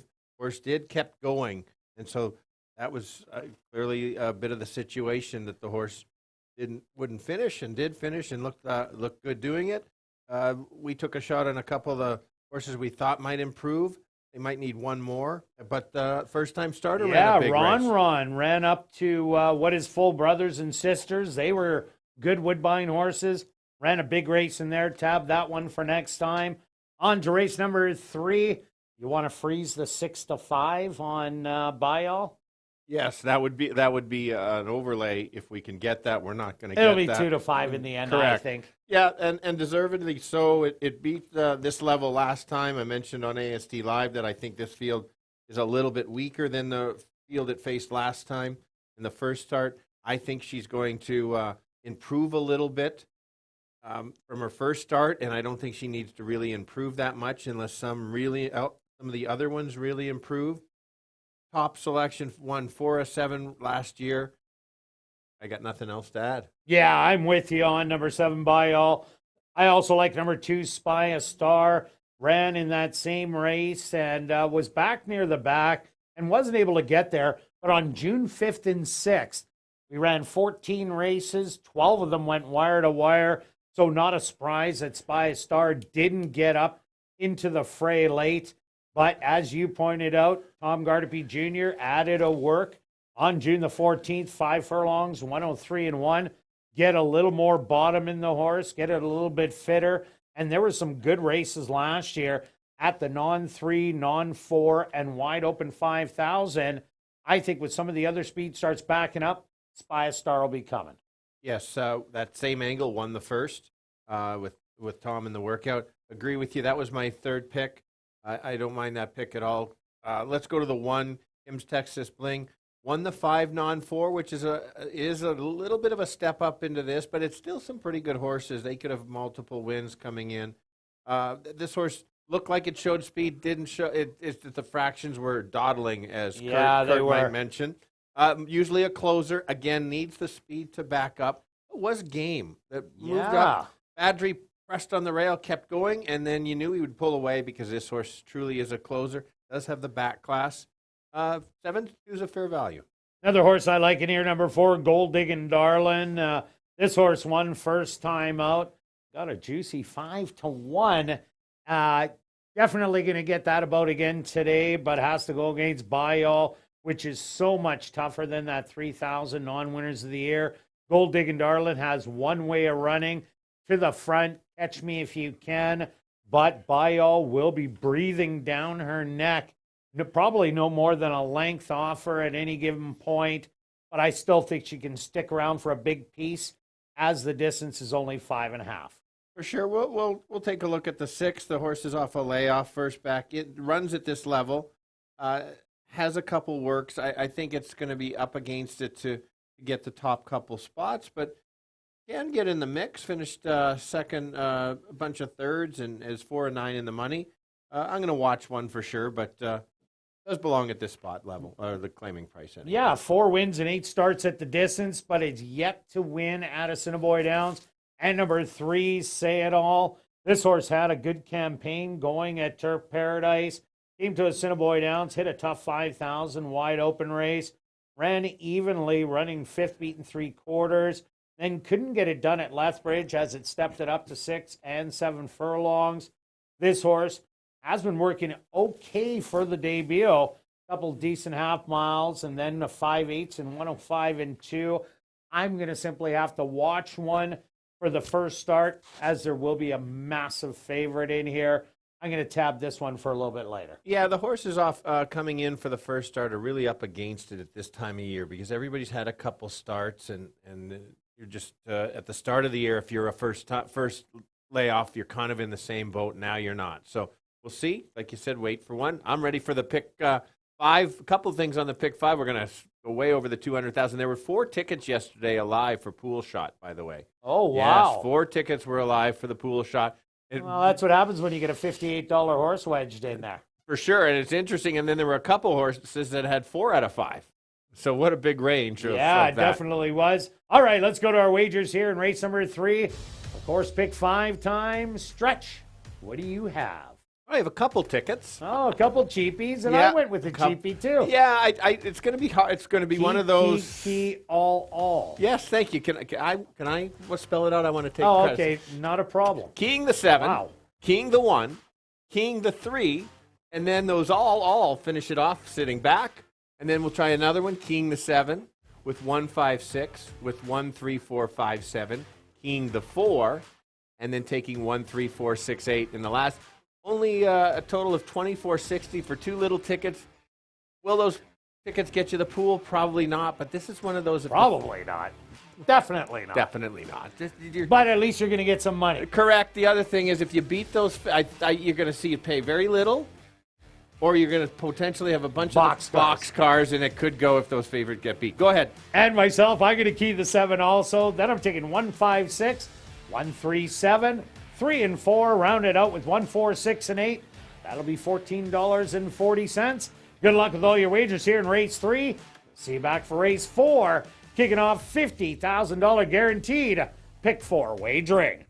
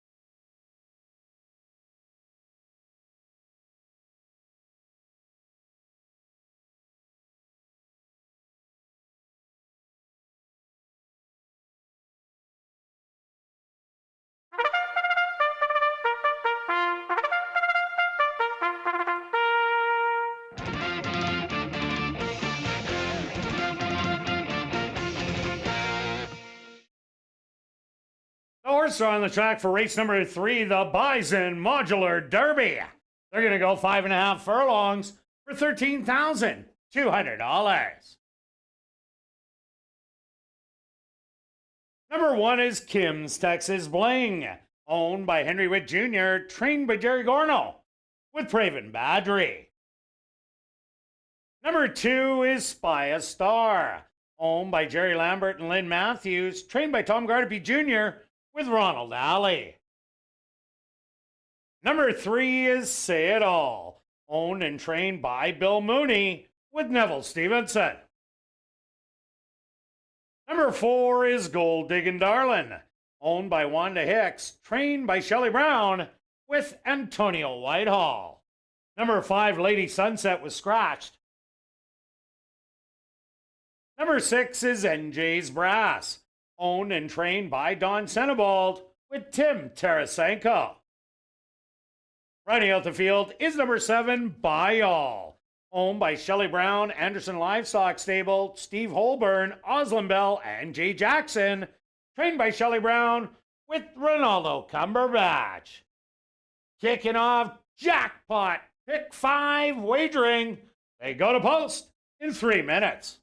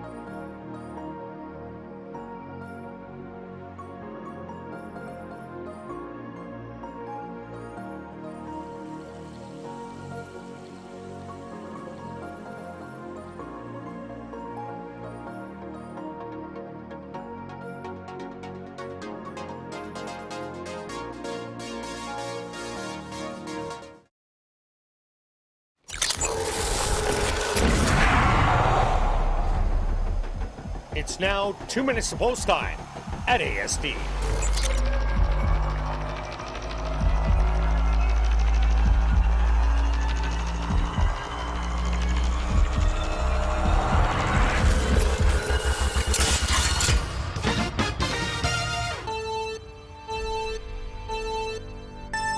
All right, here we go. Girls kicking off the pick 5, already well over the 200,000 if you're the lone ticket. Going 5.5 furlong, there is going to be a big favorite here. That's the 7. She's going to probably stalk the speed and just kind of take over. She looked good last time, very game. I think she's going to look just as good this time. Who can run second? Let's take a look at Kim's Texas Bling. Very nice race last time. She'll be stalking, sitting in 3rd or 4th, taking a late run. Finishing off with a bit of a price at 9-1. Maybe not a win bet, but a place or show. That's the 2. Watch for closing late. 7-1-2. Kirt? Yeah, Stretch, I agree with you with number 7, By All. Big race last time out. Easier today. Will stalk the 4 horse. They should be ahead of the field. And the 7, definitely the one to beat. I also like number 2, Spy a Star. I think this horse will improve after that first outing where everything that day was going wire to wire. And I like the 4, Gold Diggin' Darlin', the other speed of the race out of the Shelley Brown barn. I'm going to give you 7, 2, and 4 here in race number 3.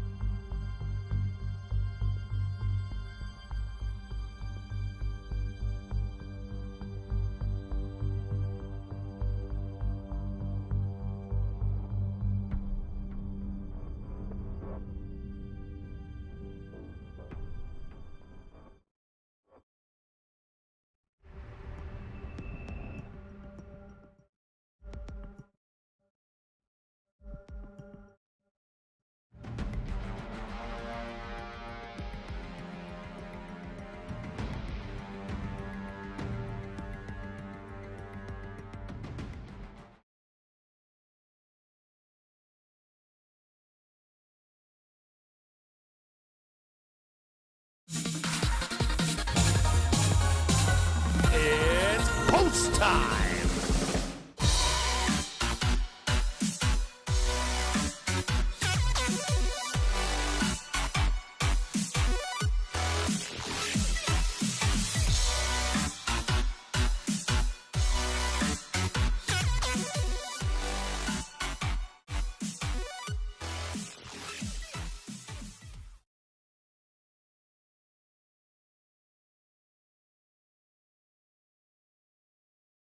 Kim's Texas Bling and Spy a Star, both in the starting gate.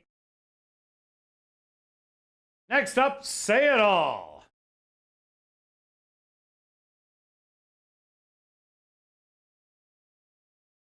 Gold Diggin' Darlin' now in.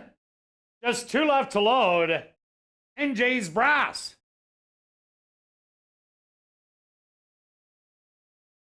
And just waiting on the overwhelming 2-5 favorite. That's By All to the outside. Gold Diggin' Darlin' a bit fractious. Doing it once again. They're at the post. And they're off. Gold Diggin' Darlin' shows some early speed with Kim's Texas Bling on her inside. By All making a 3-wide bid. Settled back 3 lengths behind them.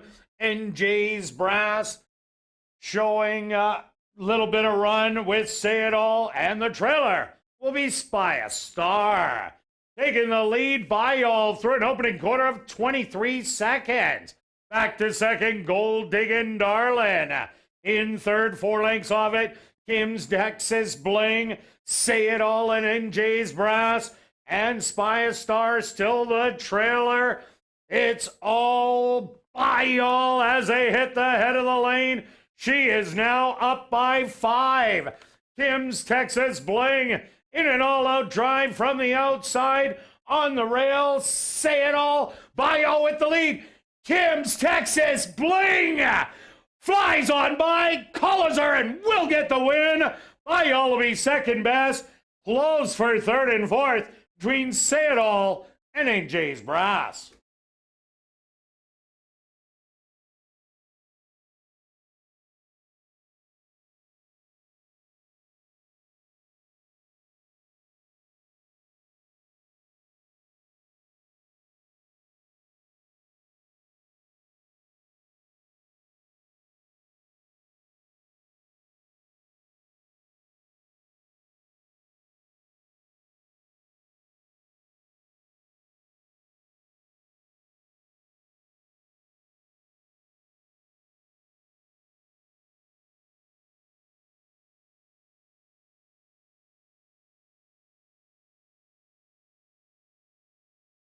Stewards are close to number 1, Kim's Texas Bling.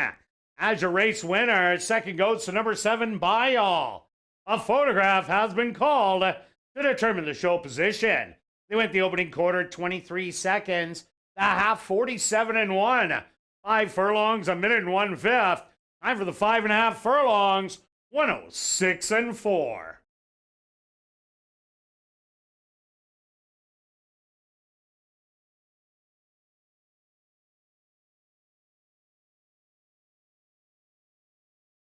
Results of the photo show number 3, Say It All, finishing third. Fourth goes to number 6, NJ's Brass.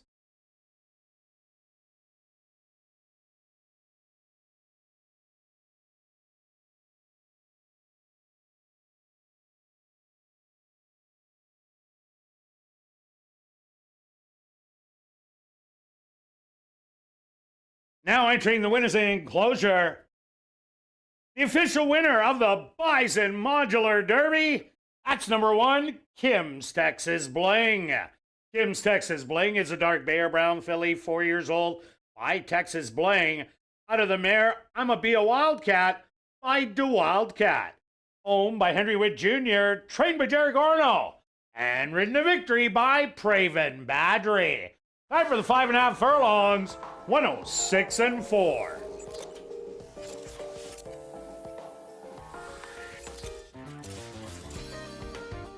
Race 3 is official in the upcoming 4th race, kicking off $50,000 guaranteed pick 4 wagering. There are no changes. We'll carry on with the rest of the changes in this evening's pick 4. Turn your program to race number 6. Scratch number 2, Diamond Grand. That's in race number 6. Scratch the 2, Diamond Grand. $50,000 guaranteed pick 4 wagering starts right here in race number 4.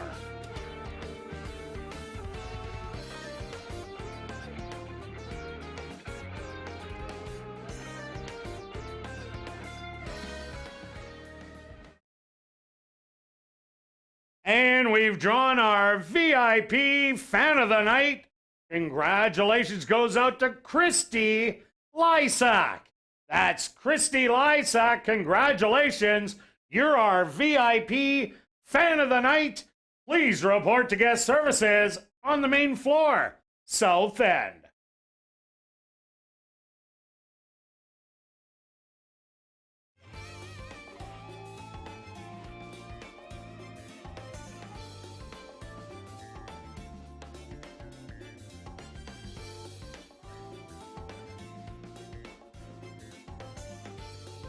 Well, besides the excitement of racing and chasing the ace, Big events will be staged at the Downs this summer, including the Canada Day Fireworks and Festival, featuring food trucks, artisans, vendors, kids' activities, live music, and of course a spectacular fireworks display by Campfire Pyrotechnics.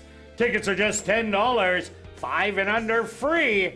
Go to asdowns.com for more information.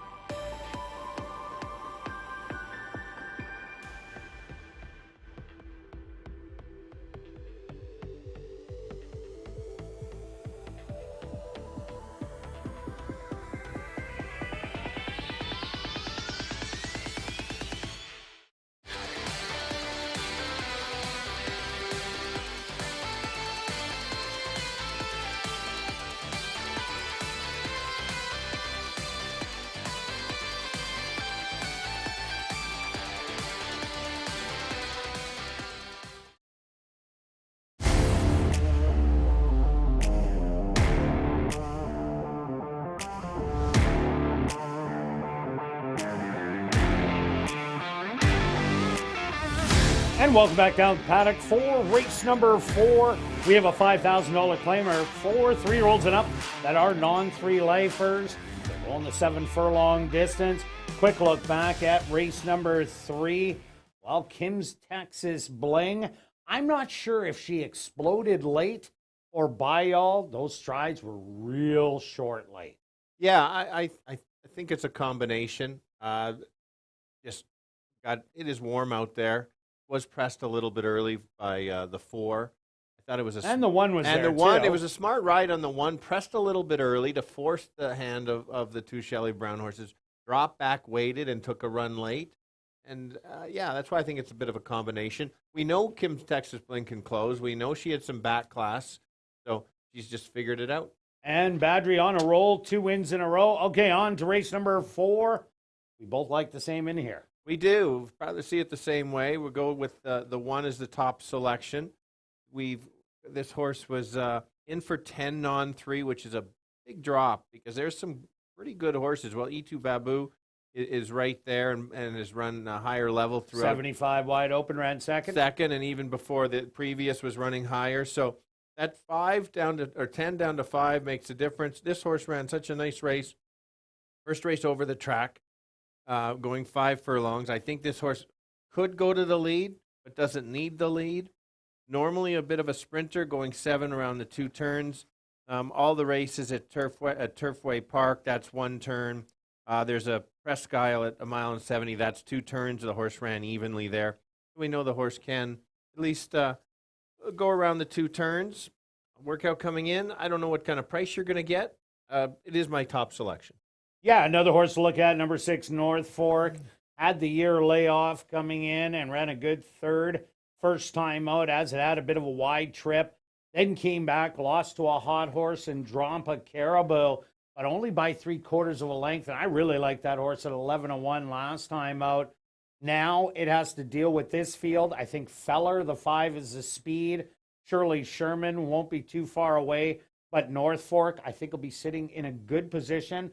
And we said this before, in our races going around 2 turns, not many of them have gone wire to wire. I think Ensley's Dream was the first one the other day. Yeah, that's a good point. When the previous year there were a lot more gate to wire winners, especially early on. Yes, and so we'll just see how that trend continues. Yeah, you twigged on the 5. We both have that long shot in there.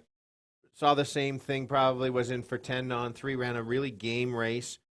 Showed that speed. We'll see if this horse can go around the 2 turns. Delta down 6.5. Finished 4th beaten 12. That is 2 turns. Then there was a 5th beaten 5 back in October. So we know the horse has gone around the 2 turns. Actually, twice, really way down there in the first 4 starts, went a mile. Okay, good. And was there up until about 7 furlongs and then backed out of it. Okay, so it's a bit of a, but at least you're getting value. So if you're kind of unsure if the horse can do something, you better get the value. You don't want to take a low price horse. I think there's an outside chance of a bit of an upset in here if this horse gets the right trip.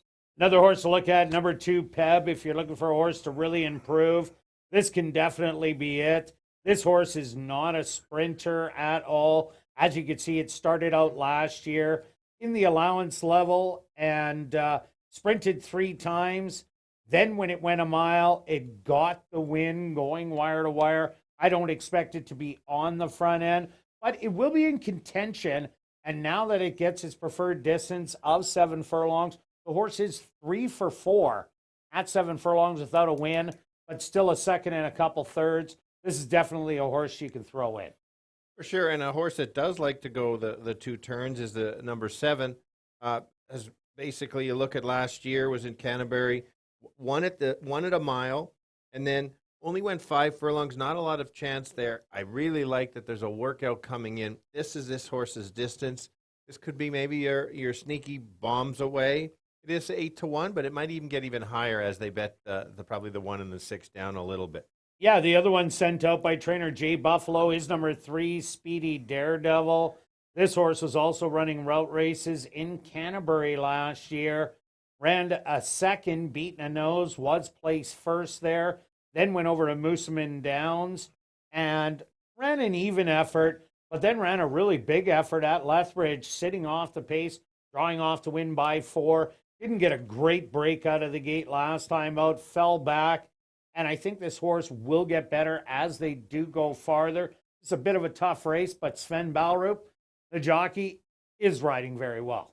For sure. And then the last one is the lone filly in the field, and that's the 4, which is owned by Pink Cloud Racing, and maybe that's it's kind of their charity they're doing today, and so there'll be a lot of celebration and maybe a lot of pink. Well, they got the 4 and the 6. Oh, thank you. Yes, they have 4 and 6. They got the boy and the girl in there. They got both. They got it all covered. They want to make sure they're in the winner's circle for this one. It's going to be a tall task in this one. The horse is better going the distance at 1 going the 2 turns.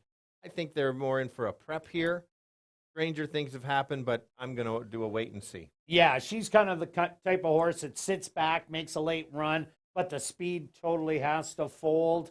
All right, let's go to our wagers here in race number 4. Stretch, pick 4 time. What do you got? I got 2 tickets. 2 of them. 2 today. At least you didn't have 1, so then we couldn't even see the screen with all our different bets. But I want to keep doing this just like you did because this is how I play the tickets. And so let's start with the first one. $40, 1 with 1, 3, 4, 5, 7, singling the 4 with all. And then the next race, or next ticket, 1, 5, 6, taking another key with the 3, then 4, 5 with 1, 3, 4, 6, 8. You can get it twice there. If you put all those combinations, the tickets through the roof, and it's hard to afford that big of a ticket. Well, Stretch, I've been getting demolished on my keys, so I changed my strategy today. I went 1 and 6 in the first race. Then I took 1, 3, and 7, 3 and 4 in race 6, rounded out with 1, 4, and 8. That'll be a $36 ticket. Good luck with all your wagers here in race 4. We'll see you back for race 5.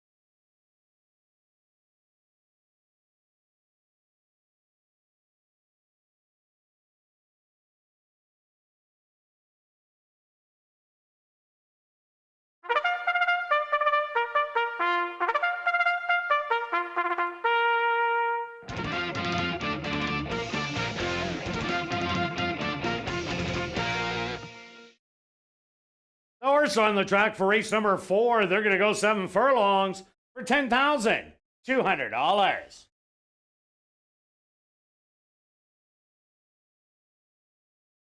Number 1 is Shirley Sherman, owned and trained by Ryan DeJarlis with Ronaldo Cumberbatch.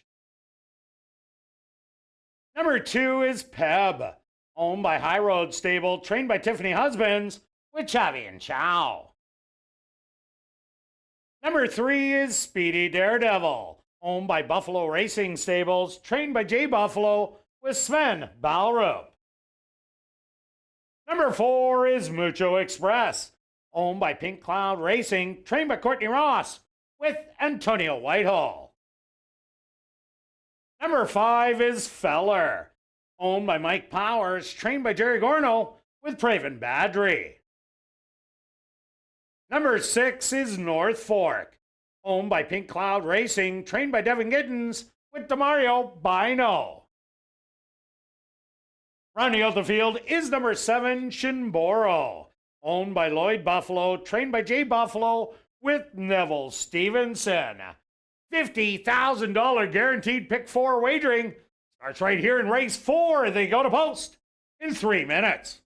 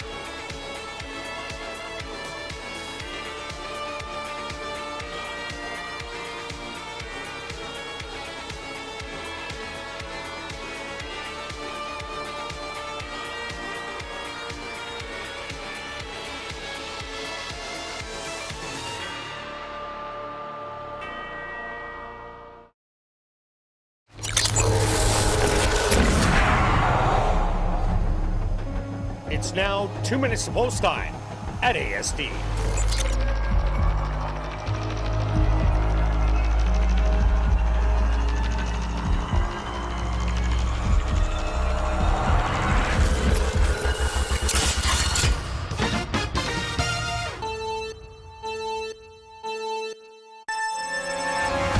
Kicking off the pick 4 with 6 boys, 1 girl, going 7 furlongs, fast to the turn. Let's start with the horse on the rail, dropping from 10 on 3, has a workout coming in, ran a really good race at a tougher level. I think a repeat effort puts him in the winner's circle. Doesn't have to be on the lead, but will be close. Others to consider would be the 6. That's the current favorite. Likes to run 2nd and 3rd, let the other ones win. But with the right trip, might just end up in the winner's circle. A long shot that has a chance to steal it. That's the 5, 9-1. Don't leave it out. 1, 6, and 5. Yeah, Stretch, I agree with you. I like number 1, Shirley Sherman. Draws inside, and that's a great post position to have. Post 1. I think the 5 feller goes to the front end. Number 1 stalks every step of the way, and it's going to have the first shot at number 5 feller by the time they hit the head of the lane. And I also like number 6, North Fork, who's coming off a good 2nd place effort and a 3rd place effort the previous start. Also throw in number 2, Peb, who should love the distance. I'm going to give you 1, 6, and 5. Good luck here in race 4.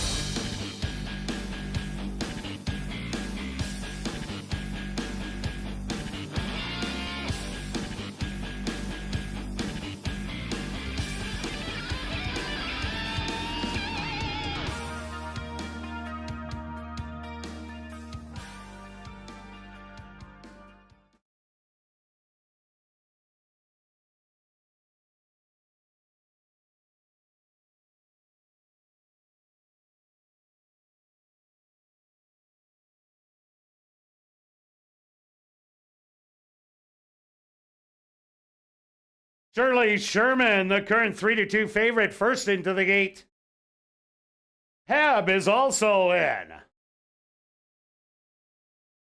Next up, Speedy Daredevil.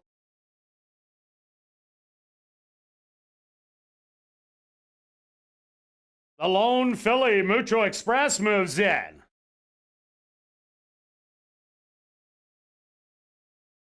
Feller finds his spot. 2 left to load. North Fork. Now just waiting on Shinboro to the outside. Mucho Express a little fractious in the gate. They're at the post. And they're off. Stumbling at the start was Mucho Express. From the middle, Feller grabs the early lead easy by a length. To the outside, Speedy Daredevil. Putting on a little pressure. Shirley Sherman secures the rail. A length and a half off in third. Back in fourth, Peb. Another length to the outside, Shinboro. Mucho Express about 8 off the lead. And North Fork can see them all. The opening quarter, 25 seconds. And it's Speedy Daredevil. Now taking over the advantage by 3/4 of a length. Back to second, Feller. 4 more lengths back. Shirley Sherman starting to reel them in. Falling back on the outside, Peb. Coming up the rail, Shinboro. Then North Fork is kicking into gear. And well back to Mucho Express. The battle on the front end. Feller on the inside. And Speedy Daredevil on the outside. Shirley Sherman has the rail wide open to come up the inside. Feller still battling with the lead. Shirley Sherman and North Fork. Those two coming up with late run. North Fork has all the run. A 16th of a mile to go. And this is all North Fork. Gonna win by 2. Feller second best. Third to Shirley Sherman. Close for fourth.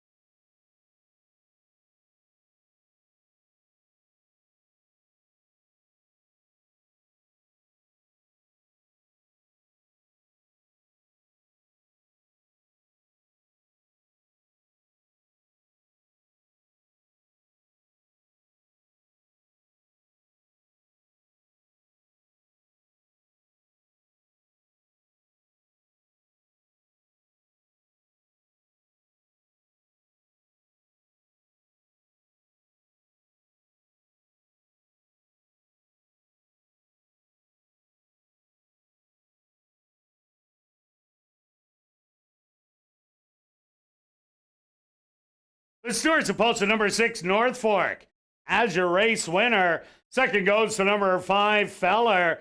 Third to number 1, Shirley Sherman. A photograph has been called to determine the 4th place finisher. They went the opening quarter 25 seconds, the half 48 and 3, 6 furlongs 114 and 4. Time for the 7 furlongs 128 and 2. Results of the photo show number 3, Speedy Daredevil, finished in 4th.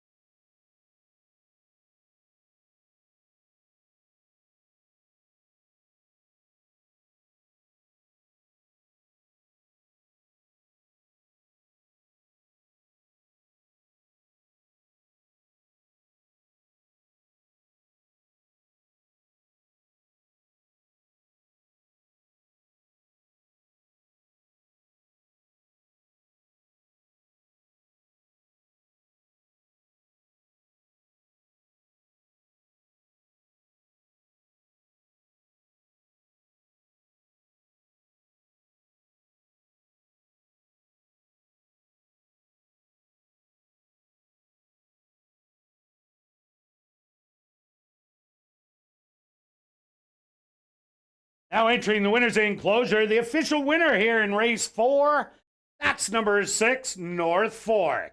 North Fork is a dark Bear Brown gelding, 6 years old, by Northern Fleet, out of the mare La Fiera by Comic Strip.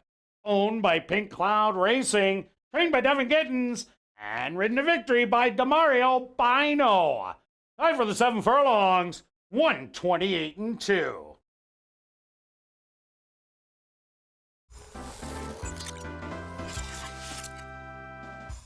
Race 4 is official in the upcoming 5th race. Our VIP Fan of the Night race. There are no changes. Kicking off a late pick 3 here in race number 5.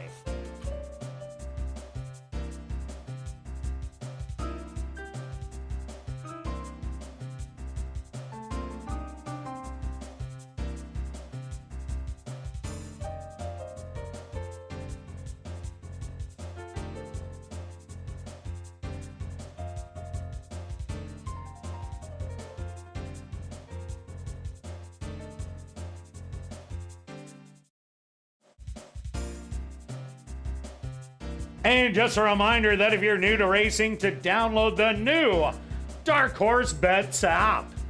All new account signups receive a free $30 deposit to their account.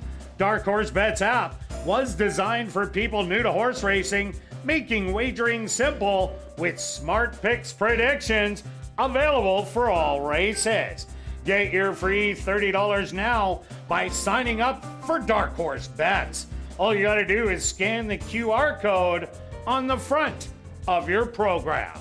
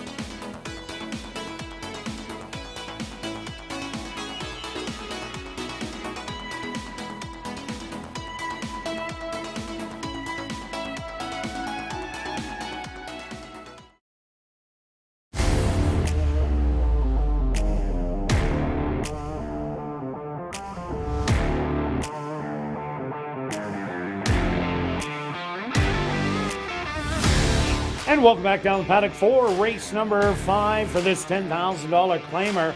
4 3-and-up maidens. They're going to go 5.5 furlongs. Quick look back at race number 4. North Fork sat at the back, but ended up in front. Yeah, he recognized that there was enough pace battle that Speedy, Daredevil, was speedy and pressed. I think if the 5 didn't have any pressure, that horse would have won the race. Yeah, but, definitely would have went all the way. Yeah, I think too. And so it was fortunate that it got the duel, and it was a nice even ride on the 6. Took over late, game race on the 5 to hang on to second. So a couple of horses in there I'm going to make notes of, especially the 5. All right, on to race number 5, Stretch. Strong play for you, and not much odds. No, I was kind of expecting this. The horses ran one last race, got disqualified. We had one of those already today, and he came back and won. This one seemed to just suddenly wake up, and so I don't think he knows that he got disqualified. He would have had his picture taken and then went back, and so he's got the confidence to do the same. The figures are there that the move up to 10,000 is more than fine. I think a repeat trip, it makes him tough. You've talked about the first-time starters. I'll let you do that right away, but I think they've got to run a pretty good race to beat him. Yeah, no doubt about it. At the 3/8 pole is where it all happened, the trouble.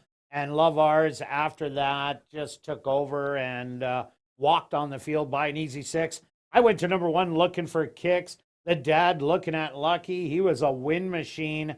13 lifetime starts, 9 wins, won the Preakness, $3.3 million in earnings. The mom, she had 2 wins, $95K in earnings, almost always sprinting. This one has 1 sibling, which is a full brother that is still a maiden after 9 starts. But those starts at Oaklawn and Churchill Downs and 3 second-place finishes in there. This thing is anything like the dad. The workouts, one of them is slow, and that's the one out of the gate in 105, but the rest of them are nice and solid. 49-1, 49-1, 49-4. If this thing is like its full brother, it'll have a little bit of speed, and he's at Assiniboia Downs, not Oaklawn and Churchill. Good point. How about talk about the other one? And the other one is the 7, Very High. This dad had 4 lifetime starts, and 3 of them were wins, made over $324,000. The mom was a 7-time maiden, has 4 half-siblings, one a 6-start maiden, another one 3 wins, $55K, 2 wins, $20K, and 2 wins, $17K. But there is a couple of bullet workouts, 37-1 breezing on June the 1st, a decent gate work in 51-1, and then backed up by a 5/8 bullet in 103. Okay, good stuff. Okay. So that's why I like the 7 also. Yeah, no, good workout pattern. Good workout, good information. It's always good to check in and ask Kirt that information. It helps me. I'm going to go to the 4 as my long shot to try to maybe complete the exactor. Hasn't raced this year. Started in maiden special weight. Ran a nice last race, a nice even one. I think that drop is the right spot. Murray Duncan knows where to spot him. He's a high percentage trainer, and so gotta use him. I don't know if he can win at first asking, but certainly not going to leave him out in the exactor and tries. Yeah, also look at number 6, Oh Man. First lifetime start. The horse got out of the gate, fell back to last, came with a little late run. It looks terrible that it got beat by 14, but the winner did win by 10 lengths. And we've seen Finalize at the maiden allowance level, run a good 3rd today. Lollipop Kid ended up running a 2nd after that race. So Oh Man are currently on the board at 8-1, has a workout since that race. This is one you got to throw in your tries. Agree with you. I've had notes on this horse before, and the same kind of angle as dropping. And my other long shot happens to be the longest shot on the board, and that's the 5. Was in the maiden special weight. The winner won by 7 and change. I watched the replay. A bit of a trouble start. Adds blinkers, so every right to improve a little bit. Should make the drop. I like when horses show a little bit and drop to where they potentially can win. Again, I don't know if they can beat the 3, but if you can't bet a horse at 1-5 right now, but you certainly can make money on the race betting some exactors and tries. For sure. And another horse to look at, number 2, Party at My Place. Its debut last year as a 2-year-old wasn't a tough race against Well Played and Arrogance. The first start this year had to run against Chicago's Gray, who won the stake race after that maiden win for 3-year-olds. Came back in a 10,000 claimer, and then Pioneer Town was much the best. Party at My Place will have to run better to hit the top 2, but definitely 3rd or 4th isn't out of the question. Nope. All right, let's go to our wagers here in race number 5. Stretch, what do you got? Okay, well, we're going to start with thanks for everybody jumping in on the pick 4. We got over the 100,000, 102. We are both alive. I've got 1 live ticket. You have your 1 live ticket. So look, we still have 1 live yes, ticket. I'm alive. I didn't key. No, and I'd mentioned off camera that his keying has struggled a little bit, and instead of thinking it's going to change, adjusted, and I do. Yeah, and I just thinned some of the other legs. Yeah, so you got to. I like the adjustment. This race, moving on, just a $10 exacta wheel, 3 with 4 and 5, total 20. You only want to spend $2. That's more than fine because it's going to pay well. $2, 3 with 4, 5. And myself, I'm going a $5 exactor box, 1, 3, and 7, a $1 exactor box, $6.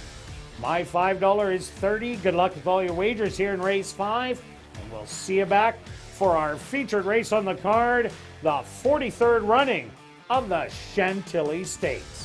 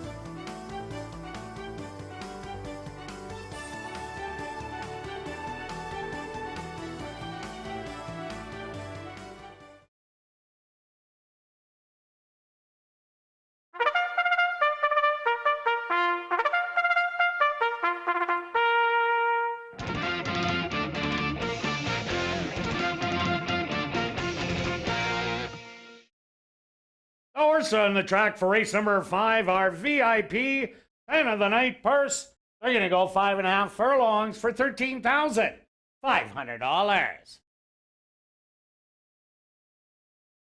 Number 1 is Looking for Kicks, owned and trained by Shelley Brown with Antonio Whitehall. Number 2 is Party at My Place, owned and trained by Shelley Brown with Jorge Carreño. Number 3 is Love Ours, owned by Mike Powers, trained by Jerry Gorno with Praven Badri. Number 4 is Salto del Lupo, owned by Murray Duncan and the estate of Gerald B. Stewart, trained by Murray Duncan with Ronald Alley. Number 5 is Park West, owned and trained by Bill Kinch with Neville Stevenson. Number 6 is Oh Man, owned by Brent and Heather Rymack, trained by Brent Rymack with Stanley Shady Jr. Rounding out the field is number 7, Very High, owned by Sean Morin and Gary Naherniak, trained by Sean Morin with Nyrone Austin. Our VIP Fan of the Night purse here in race number 5. They go to post in 3 minutes.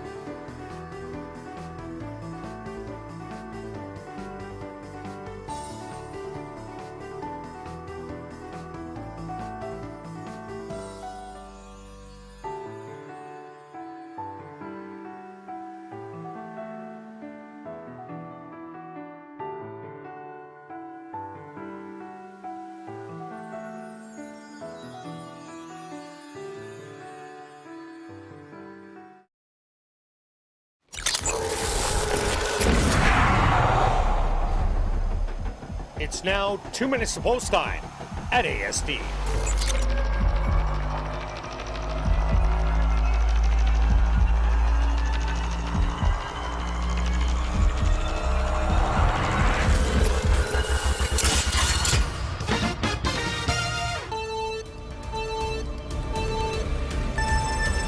Got the boys going 5.5 furlongs, all looking for their first win.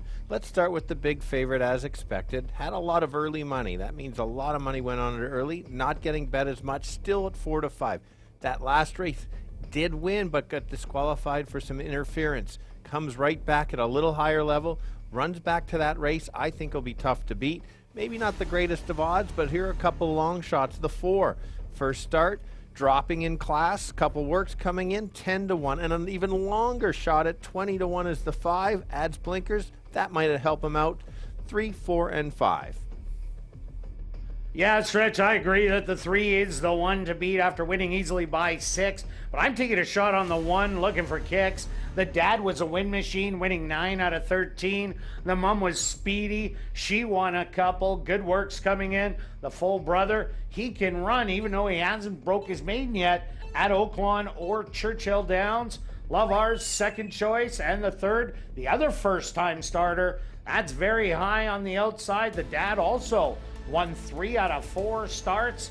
The mom unstarted. Good works. I'll give you 1, 3, and 7. Good luck here in race 5.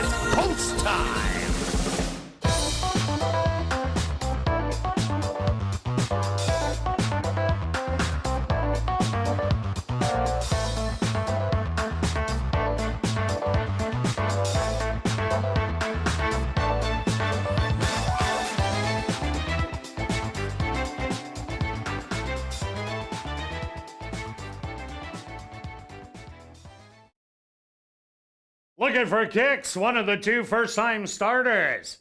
First into the starting gate.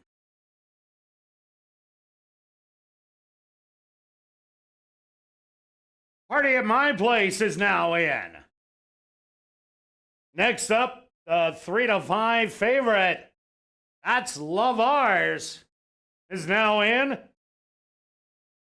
Salto del Lupo.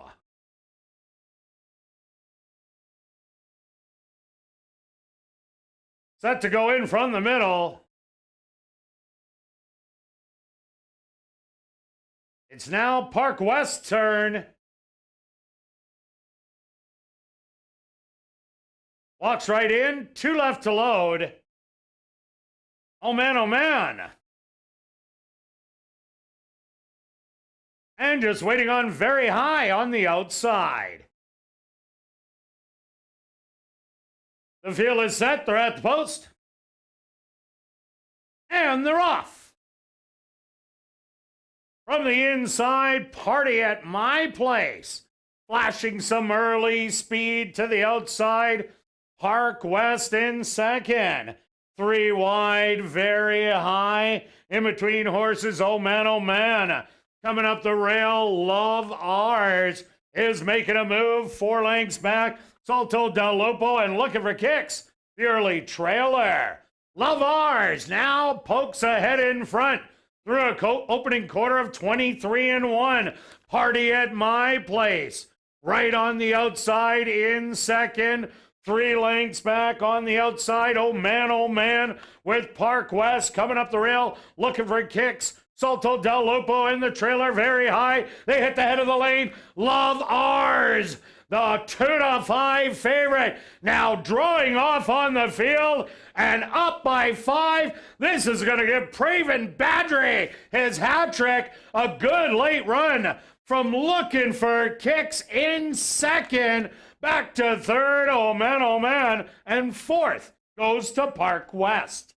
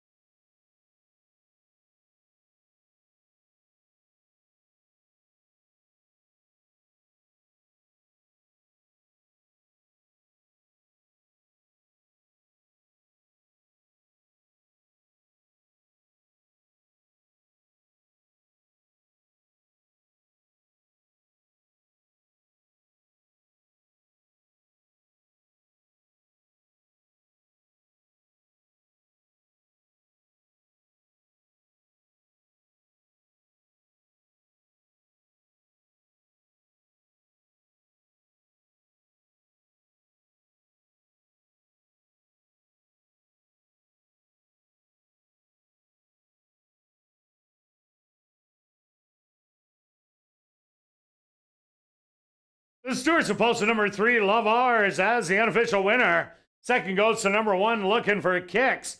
Third to number 6, Oh Man. A photograph has been called to determine the 4th place finisher. They went the opening quarter 23-1, the half 47-2. 5 furlongs, 1 minute and 1/5. Time for the 5.5 furlongs, 1:07. Results of the photo. Show number 5, Park West, finished in 4th.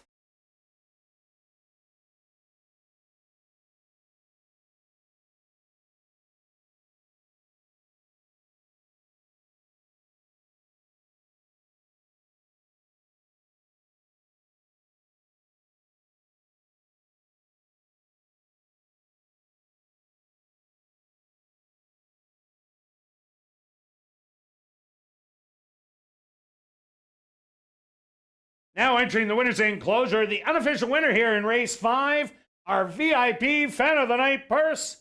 That's number 3, Love Ours.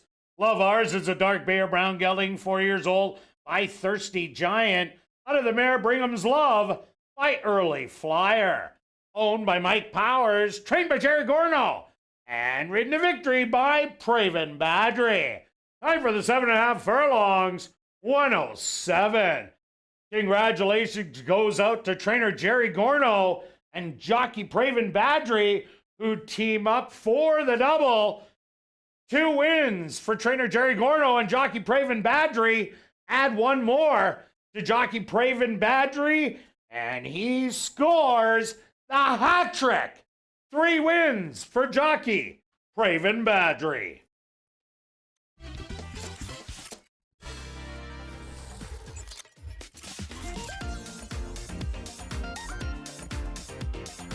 Race 5 is official in the upcoming 6th race. Our featured race on the card, the 43rd running of the Chantilly Stakes for 3-year-old fillies. Scratch number 2, Diamond Grand. Super High 5, and kick it off the late daily double here In race 6, the Chantilly Stakes.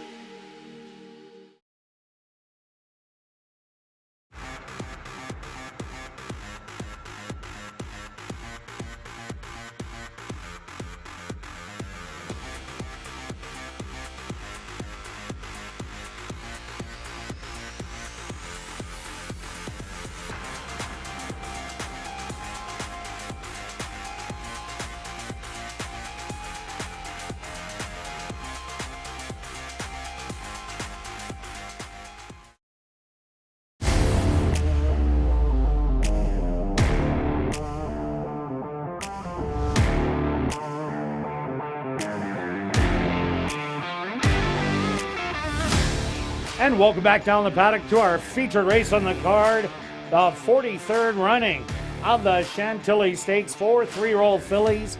They're going to go 6 furlongs. Scratch number 2, Diamond Grand. Let's take a look back at race number 5. Well, Love Ours, Craven Badgery, hot as a pistol.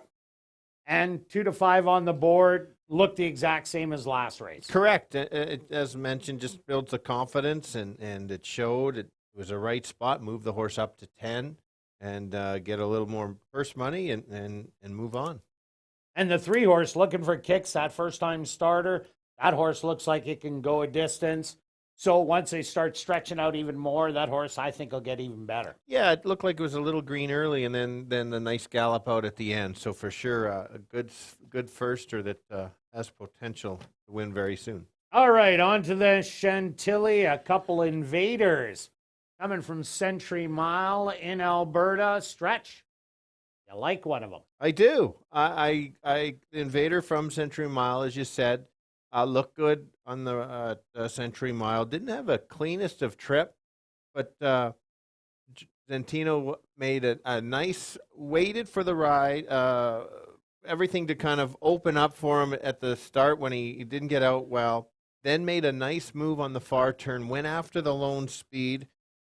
I believe it was the horse that finished third, and came back. That horse came back and won. So it shows that came out of a pretty good race, made it look real easy. The distance is not a problem. Already won at the distance, whereas some of the other ones that haven't gone the 6 furlongs this year, for example, the 1 and the 5, that distance might increase the advantage for him.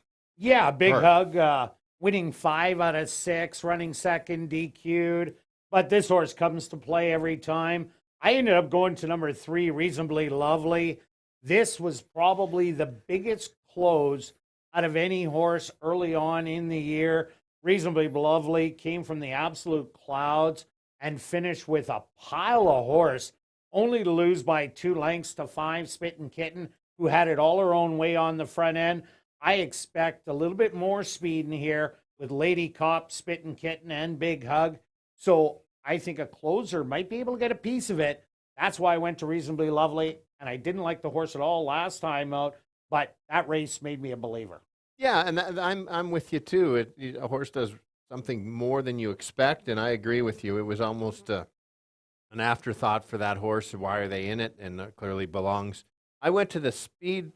The speed of the speed in here looked so good first out. That's the 5. Broke, cleared, and just kept going.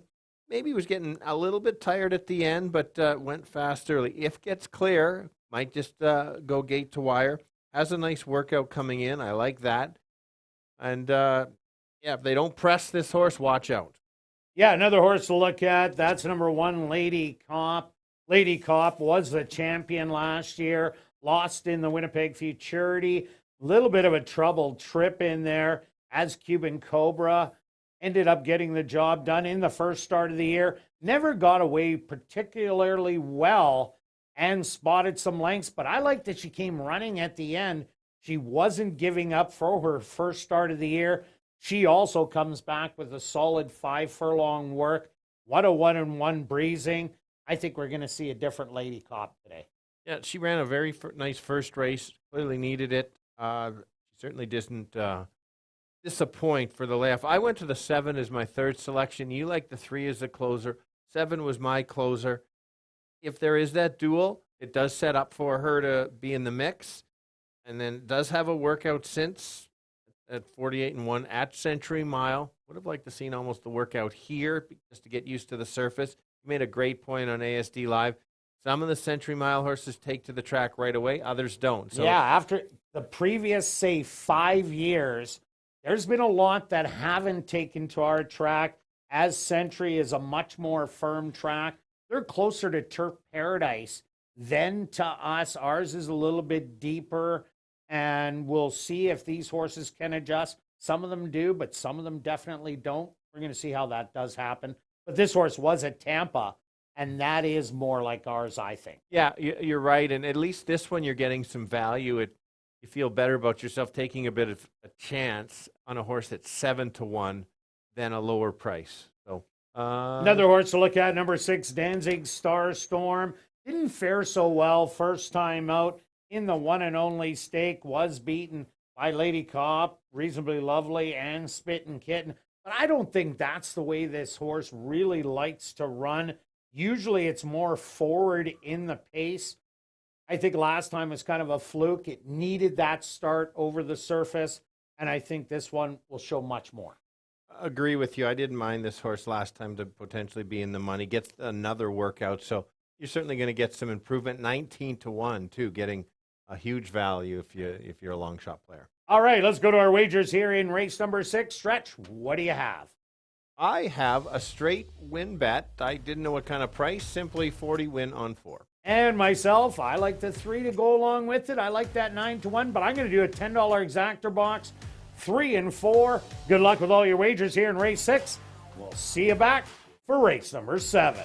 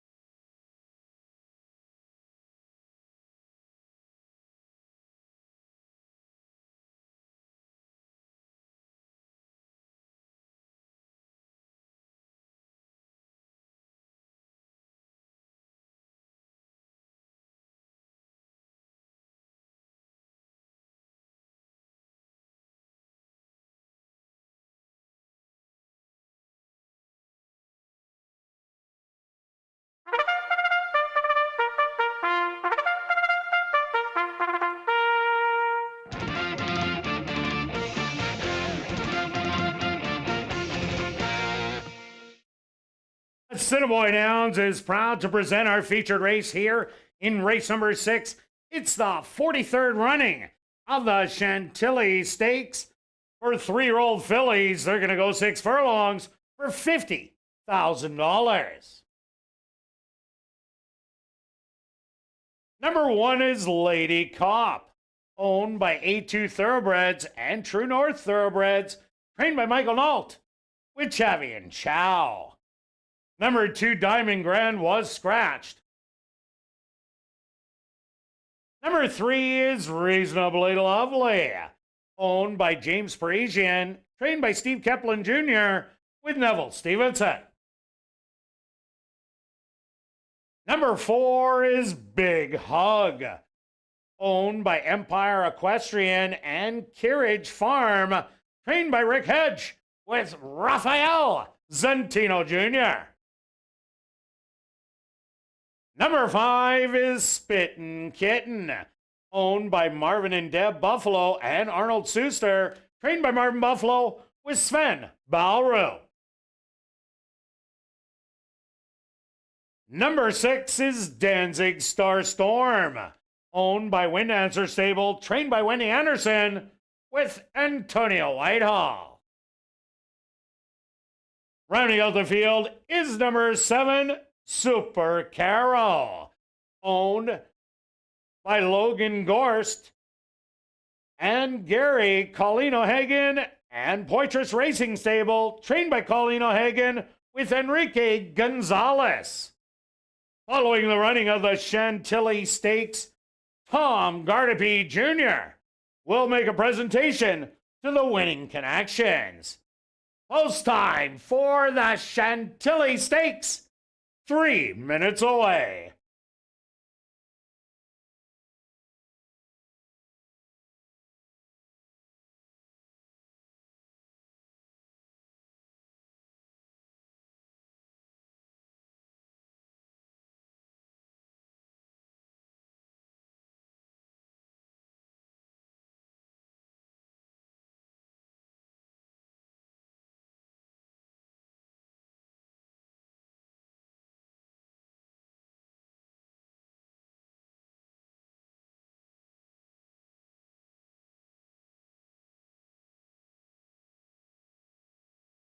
And in this Chantilly Stakes, we have the HVPA Manitoba Best Turnout Horse, and that's number 3, Reasonably Lovely. Reasonably Lovely, the HVPA Manitoba Best Turned Out Horse.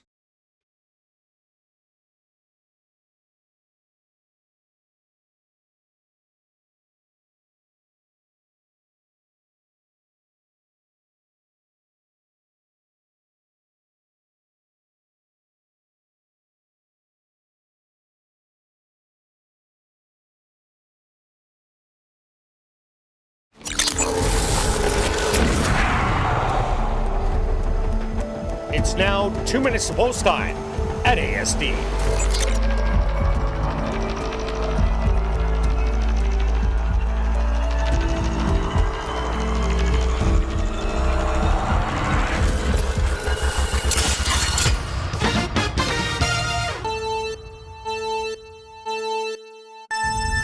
Here we go. Some of the top 3-year-old girls in a stake race going 6 furlongs. I'm agreeing with the public as a favorite of the 4-horse, only going off at 4 to 5, but deserves to be. Has won 5 of the last 6. A nice trip coming from Century Mile, an Invader from Alberta. Belongs in this race, should get a nice trip and try to make a run late. Others to consider would be the speed of the speed. That's the 5. Nice work coming in. If can keep going the full 6 furlongs, watch out. If it can't, watch out for the 7 as a late close. 5 to 1 will be near the back and close late. I'll give you 4, 5, and 7. Kirt? Yeah, Stretch, I agree that number 4, Big Hug, has a big chance in here. An absolute win machine in Alberta with a really good running style. But I'm taking a shot on number 3, Reasonably Lovely. This horse came like an absolute freight train against a horse that was loose on the front end. I think there's going to be pace battle, so watch for Reasonably Lovely to come absolutely flying, and Super Carol, the other Invader from Alberta, to round out the top 3. 3, 4, and 7 for me here in race number 6.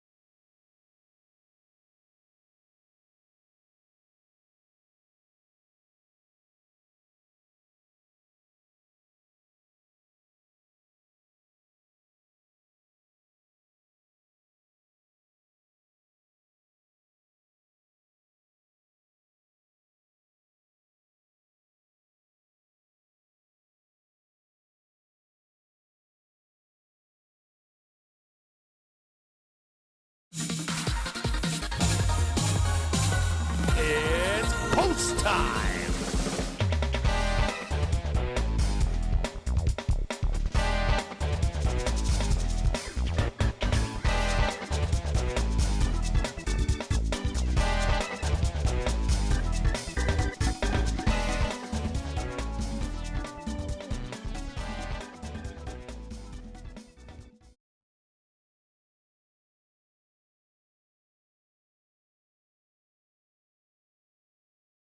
Lady Cop leads the 3-year-old fillies into the starting gate.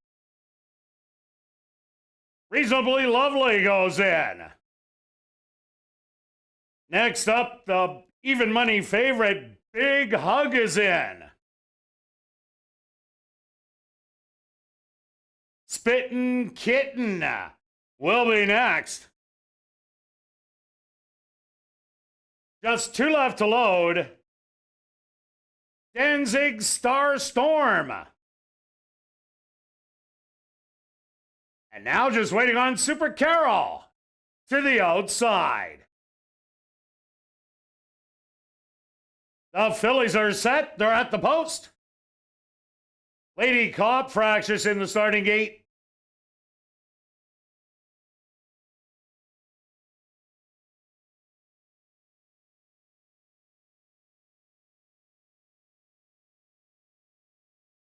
Reasonably Lovely, also fractious.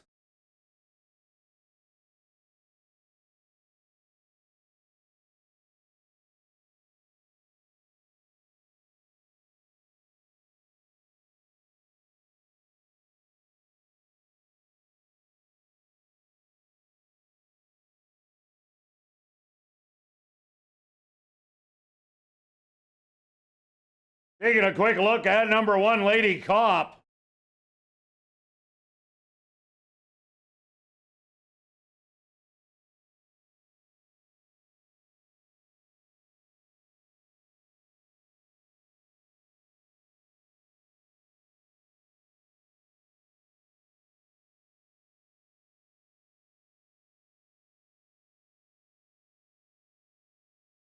Looks like they're ready again. They're at the post. And they're off in the 43rd running of the Chantilly Stakes. Spittin' Kitten shows her early speed and grabs the lead by 3/4 of a length. Danzig Star Storm on her outside. Lady Cop is the stalker in third, about 3 lengths off of it. Another gap of a length back. That's Big Hug. Sitting right there, Reasonably Lovely, and the trailer will be Super Carol. 23-2 the opening quarter, not particularly fast, and Spittin' Kitten has opened up the advantage by 3. Danzig Star Storm fading back in second. Super Carol making a big move on the outside. The half 46-3. They hit the head of the lane, and Spittin' Kitten. The strides are shortening. Super Carol to the outside, trying to reel her in. They're at the 16th pole. Spittin' Kitten giving it all she's got, and she's gonna hang on for the win. Super Carol is second best. Third's gonna go to Big Hug, and fourth to Reasonably Lovely.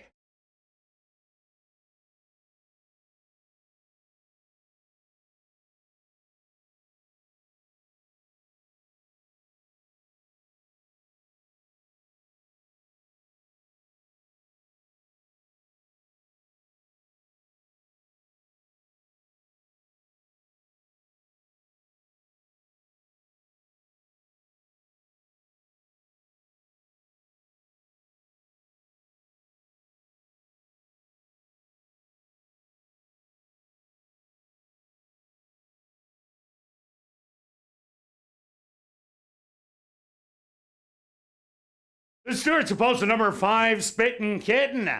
As your race winner, second goes to number 7, Super Carol. Third to number 4, Big Hug. A photograph has been called to determine the 4th place finisher. They went the opening quarter 23-2, the half 46-3, 5 furlongs 59-2. Time for the 6 furlongs 112-4. Results of the photos show number 3, Reasonably Lovely, finishing 4th. 5th goes to number 6, Danzig Star Storm.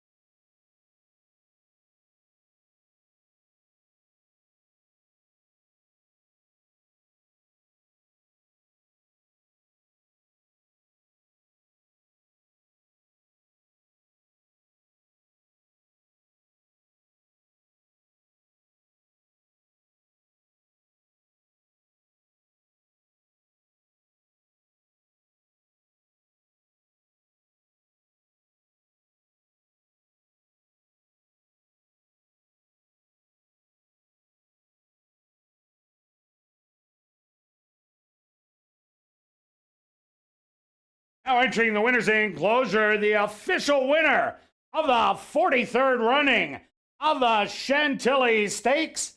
That's number 5, Spittin' Kitten. Spittin' Kitten is a chestnut filly, 3 years old, by Air Force Blue, out of the mare Zara by Kitten's Joy. Owned by Marvin and Deb Buffalo and Arnold Suster. Trained by Marvin Buffalo and ridden to victory by Sven Baalrup. Time for the 6 furlongs, 1:12-4.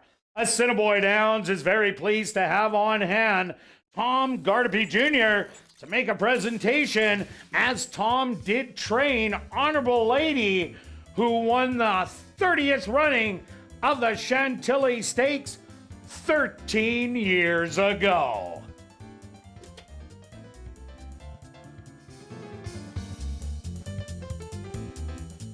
Race 6 is official in the upcoming 7th race. The Pink Cloud Racing and Wheatland Express Charities kicking off another super high 5 here in race number 7. Well, after the final race, be sure to head up to the clubhouse where our popular Crazy Hour kicks in. Beer, shots, and wine for just $4.75, as well as 25% off all appetizers. Plus 140 VLTs ready for action until 1 a.m.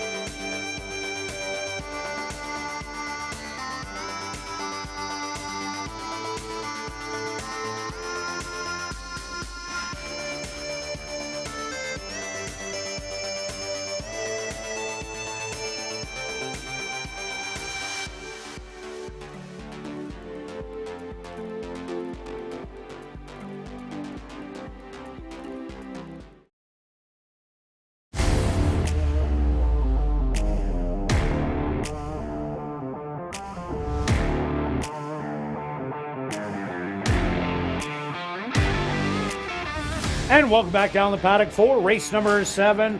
Super high 5-time again for this $5,000 claimer.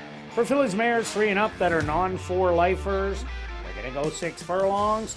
Let's take a look back at race number 6, the Chantilly Stakes. Spittin' Kitten, Sven Baurup got to the lead so easy and coasted to victory in the end. Yeah, it was interesting on just a smart ride, and then that was a great ride. Recognized that nobody's really pressing, got a bit of a breather, which she needed because she was kind of hanging on a bit at the end. Dug in game at the stretch, as you called it, and then the 7 made a late move. Great example. We discussed it. Who would handle our track from Century Mile? We talked about some do, some don't. The 7 absolutely did, and the 4 did not. Correct. So. That's why I always like to see a workout over the local track. That is a big key, especially ours compared to theirs. For sure. Okay, on to race number 7, Stretch. Both got the same. We do. Buffalo winning the late double. Why not? His percentage coming into today was, I think, 56, I think he said. said. 56%. I don't know how many he had today, but let's move on. That's 2 in. 2 in. Okay. Dropped a little. Yeah. Okay, let's go to the 8Y because this horse has the best last race figures.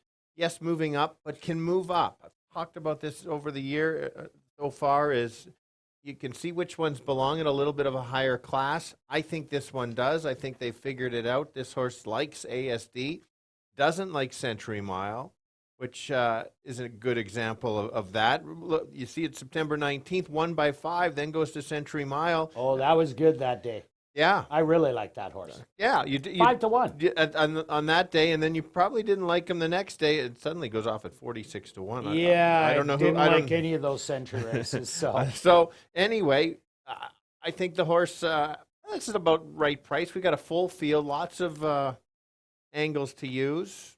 That's the right price for me. Right. Yeah, and I think there's a lot of speed to run out with the 6 Giddy Up Zoe, the 3 Someone Else, and the 4 Secret Avenger. We also both like number 1 Savage Love. Taking a big drop in class from the first level allowance. Kate's Princess would beat all of these by at least 5 lengths, if not more. So Savage Love taking this big drop. It was a little lackluster race, but that's why taking all the money at 3-2. Yep, that's fair. Just finding the right spot, trying to win the race, and recognizing that if you're racing against, for example, Kate's Princess or Dixie Mo, probably not beating them. So let's build the confidence if you're stuck too long. So I'll go to the 3 horses. My next choice. You have to watch the replay closely. I liked them the first start, won. Next start, didn't get out of the gate very well. Then circled outside wide and then flattened, which is expected. A better trip. This horse puts her right in the mix for sure. Yeah, definitely comes out of a good one. Number 4, Secret Avenger, my 3rd choice. Ran big last time out. Just got a little tired late down the lane. Now it does have those 2 starts under the belt. Tom Gardapi Jr. on absolute fire so far to start off 2023. And I think this horse, if they let it get loose, might be tough to catch it, do the kind of Spittin' Kitten thing. Yeah, you always have to be careful with having the speed. We talked about the 1 as being a dropper. That's the favorite at 8-1. You look at the 6 horse, who is also dropping and only had the 1 race at a little bit higher level. But you look back when it was in the claiming ranks, was right there. 8th beaten 19 or 6th beaten 10 or 11. It's kind of irrelevant. The horse certainly needed a start. I'm going to give this horse another, not leave this horse out. I've got it in my pick 4 just because of could be the wake up. And number 7, What Up Now, JT. Didn't get a great break out of the gate as it was last. Did make up a little bit of ground down the lane, but a star to be, was a walk-away winner, and it did come back to win in its very next start. I think this horse will appreciate the extra furlong, and you're getting 12-1. Throw this in your triactors and high fives. Absolutely. And a couple that haven't raced yet this year, but they're opposite styles. The 5 is going to show speed, has come off the pace, might get the right trip, has some nice races in there just to see, might need one. And then the 2 horse is the closer of the type. So if you think there's a pace battle, then you take the closer at the long shot. If there's loose speed, then maybe take the speed horse to keep going. Definitely. All right, let's go to our wagers here in race 7. Stretch, what do you got? I'm just going to be conservative. I am just going to be conservative. I'm not. No, you're not. I'm going to hopefully cash the pick 4 ticket. I was going to say, Beth, give me a stretch change alert. I'm saving them for tomorrow, when show parlay Wednesday. Hopefully you do a little bit better, Kirt. Yeah, I need to cash one of them. Simply 30 place 8. And myself, I'm going 30 to win on 8, trying for the Buffalo Late Daily Double. Good luck with all your wagers here in race number 7, and we'll see you back tomorrow, 6:45 Central, for ASD Live.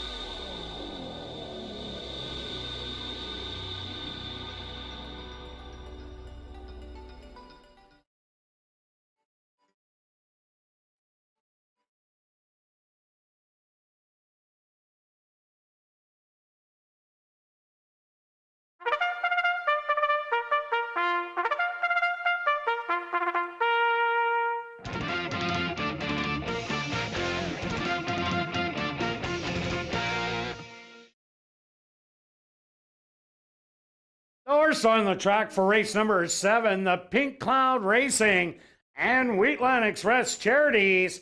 They're going to go 6 furlongs for $10,300. Number 1 is Savage Love, owned and trained by Elton Dickey with Jorge Carreño. Number 2 is Hidden Dreams, owned by Back on Track Stables, trained by Jennifer Jordan with Nyrone Austin.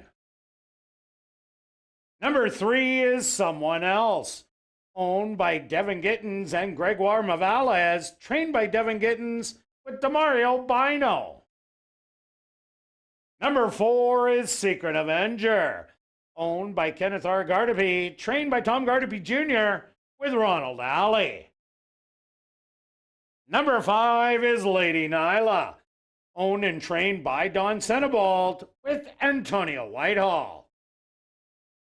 Number 6 is Giddy Up Zoe, owned by Locked and Tagged and Ryan DeJarlis, trained by Ryan DeJarlis with Stanley Shady Jr. Number 7 is What Up Now JT, owned by Wind Dancer Stable, trained by Winnie Anderson with Neville Stevenson. Rounding out the field is number 8, Cordillera, owned by Arnold Suster, trained by Martin Buffalo with Sven Balrup. The Pink Cloud Racing and Wheatland Express Charities purse. Here in race 7, they go to post in 3 minutes.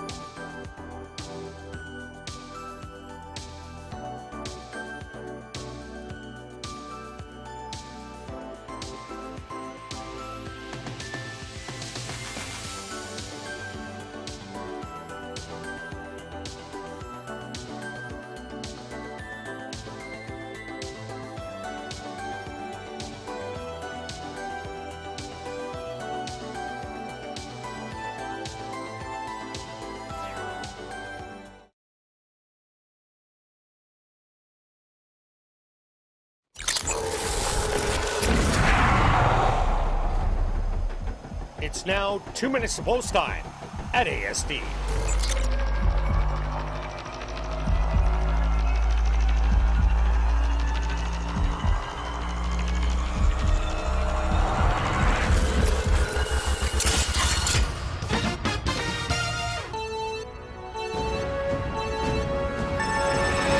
All right, the girls close out the night. We're going 6 furlongs, 8-horse field. The public's got it down to 2 horses. I kind of do as well. But I'm going to start with the 8 on the outside. Ran a really game race last time. Made a move outside, took over. Figure say can win again. That horse will be having a little bit of a wider trip. The 1 horse has the back class. You just have to determine if she can run back to her races last year. If she can be there. The troubled trip horse is the 3. 5-1. We'll be sitting close. That might be your price horse. I'll give you 8, 1, and 3. Kirt? Yeah, Stretch, I agree with you. I really like that race by Cordillera last time out. I think there is speed in here to go bang it out on the front end. And I think Cordillera on the outside will get an absolute dream trip. This horse has only raced here 5 times and 3 wins. I do like Savage Love on that massive drop, the 1. And the 4, Secret Avenger. If nobody else goes with the 4, it might be long gone. I'm going to give you 8, 1, and 4 here in race number 7.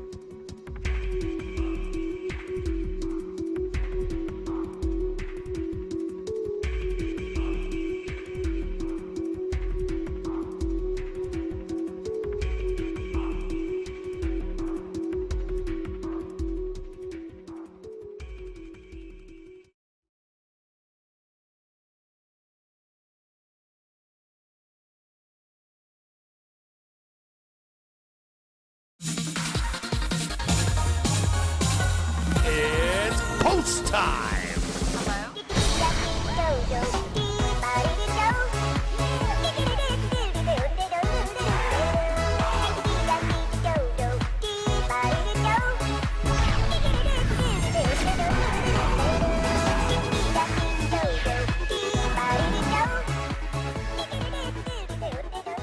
Savage Love, the Kirt 9-5 favorite, leads them in for the nightcap. Hidden Dreams goes in. Next up, someone else.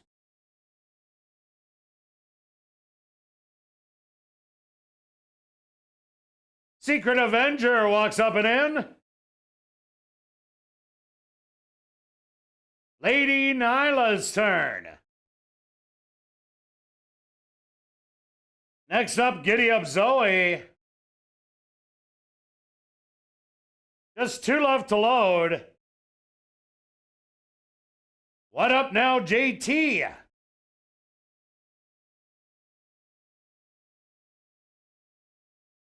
And just waiting on Cordillera to the outside. Lady Nyla, low fractious. They're at the post.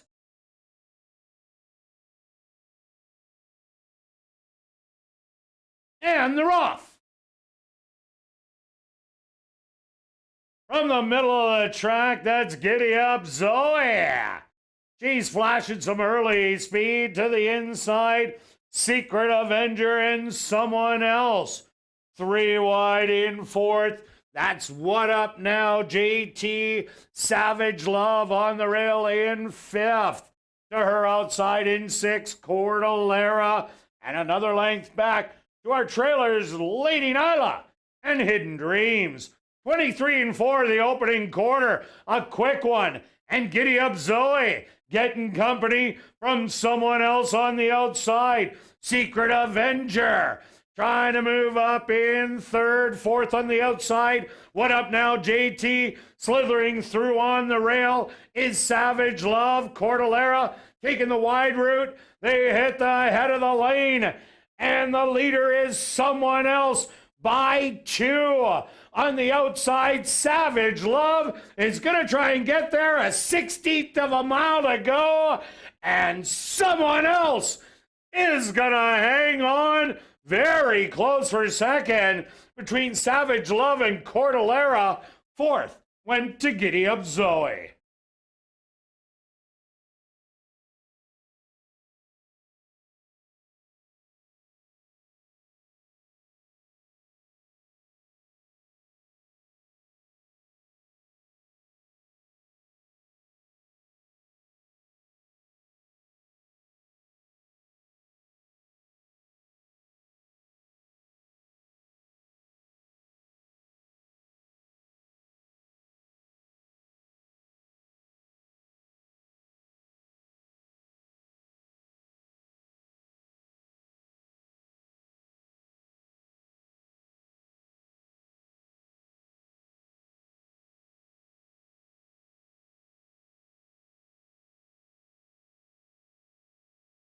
The Stewart's opposed to number 3, someone else as your race winner. A photograph has been called to determine the place and show positions. They went the opening quarter 22 and 4, the half 46 and 3, 5 furlongs 59 and 3. Time for the 6 furlongs 1:13 and 3.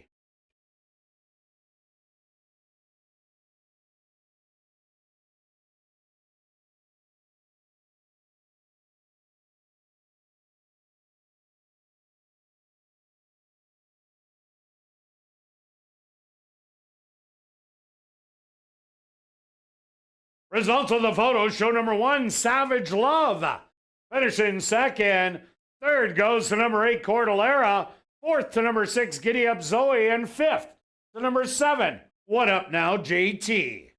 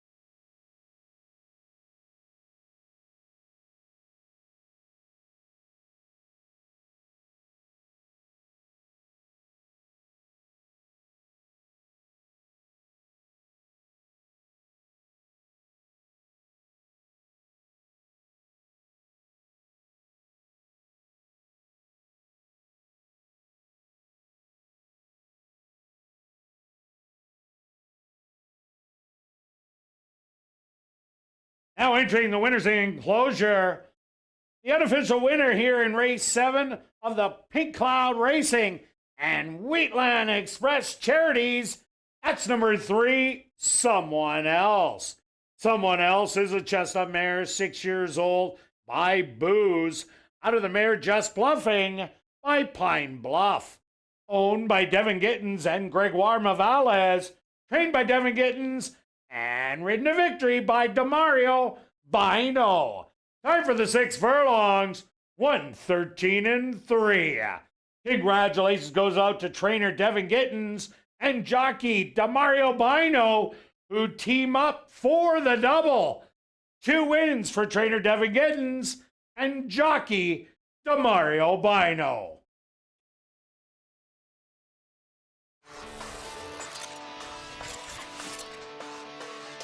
Well, now head up to the clubhouse to enjoy Crazy Hour on the second level. Beer, shots, and wine, $4.75, and 25% off all appetizers. Racing resumes tomorrow at 7:30. See you then. But now, let's head up to the clubhouse for Crazy Hour.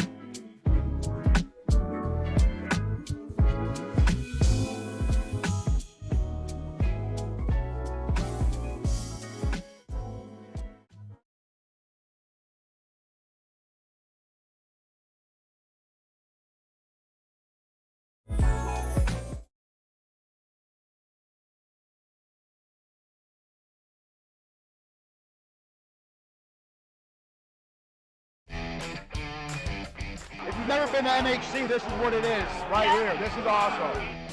There are going to be prices coming. This room is going to be nuts tomorrow. These players are unbelievable. This is your chance to be in the spotlight. When all 8 tracks are in play, there's going to be bombs dropping left and right. There's going to be screaming and yelling. Hawthorne is probably the best value out there for cash tournament play.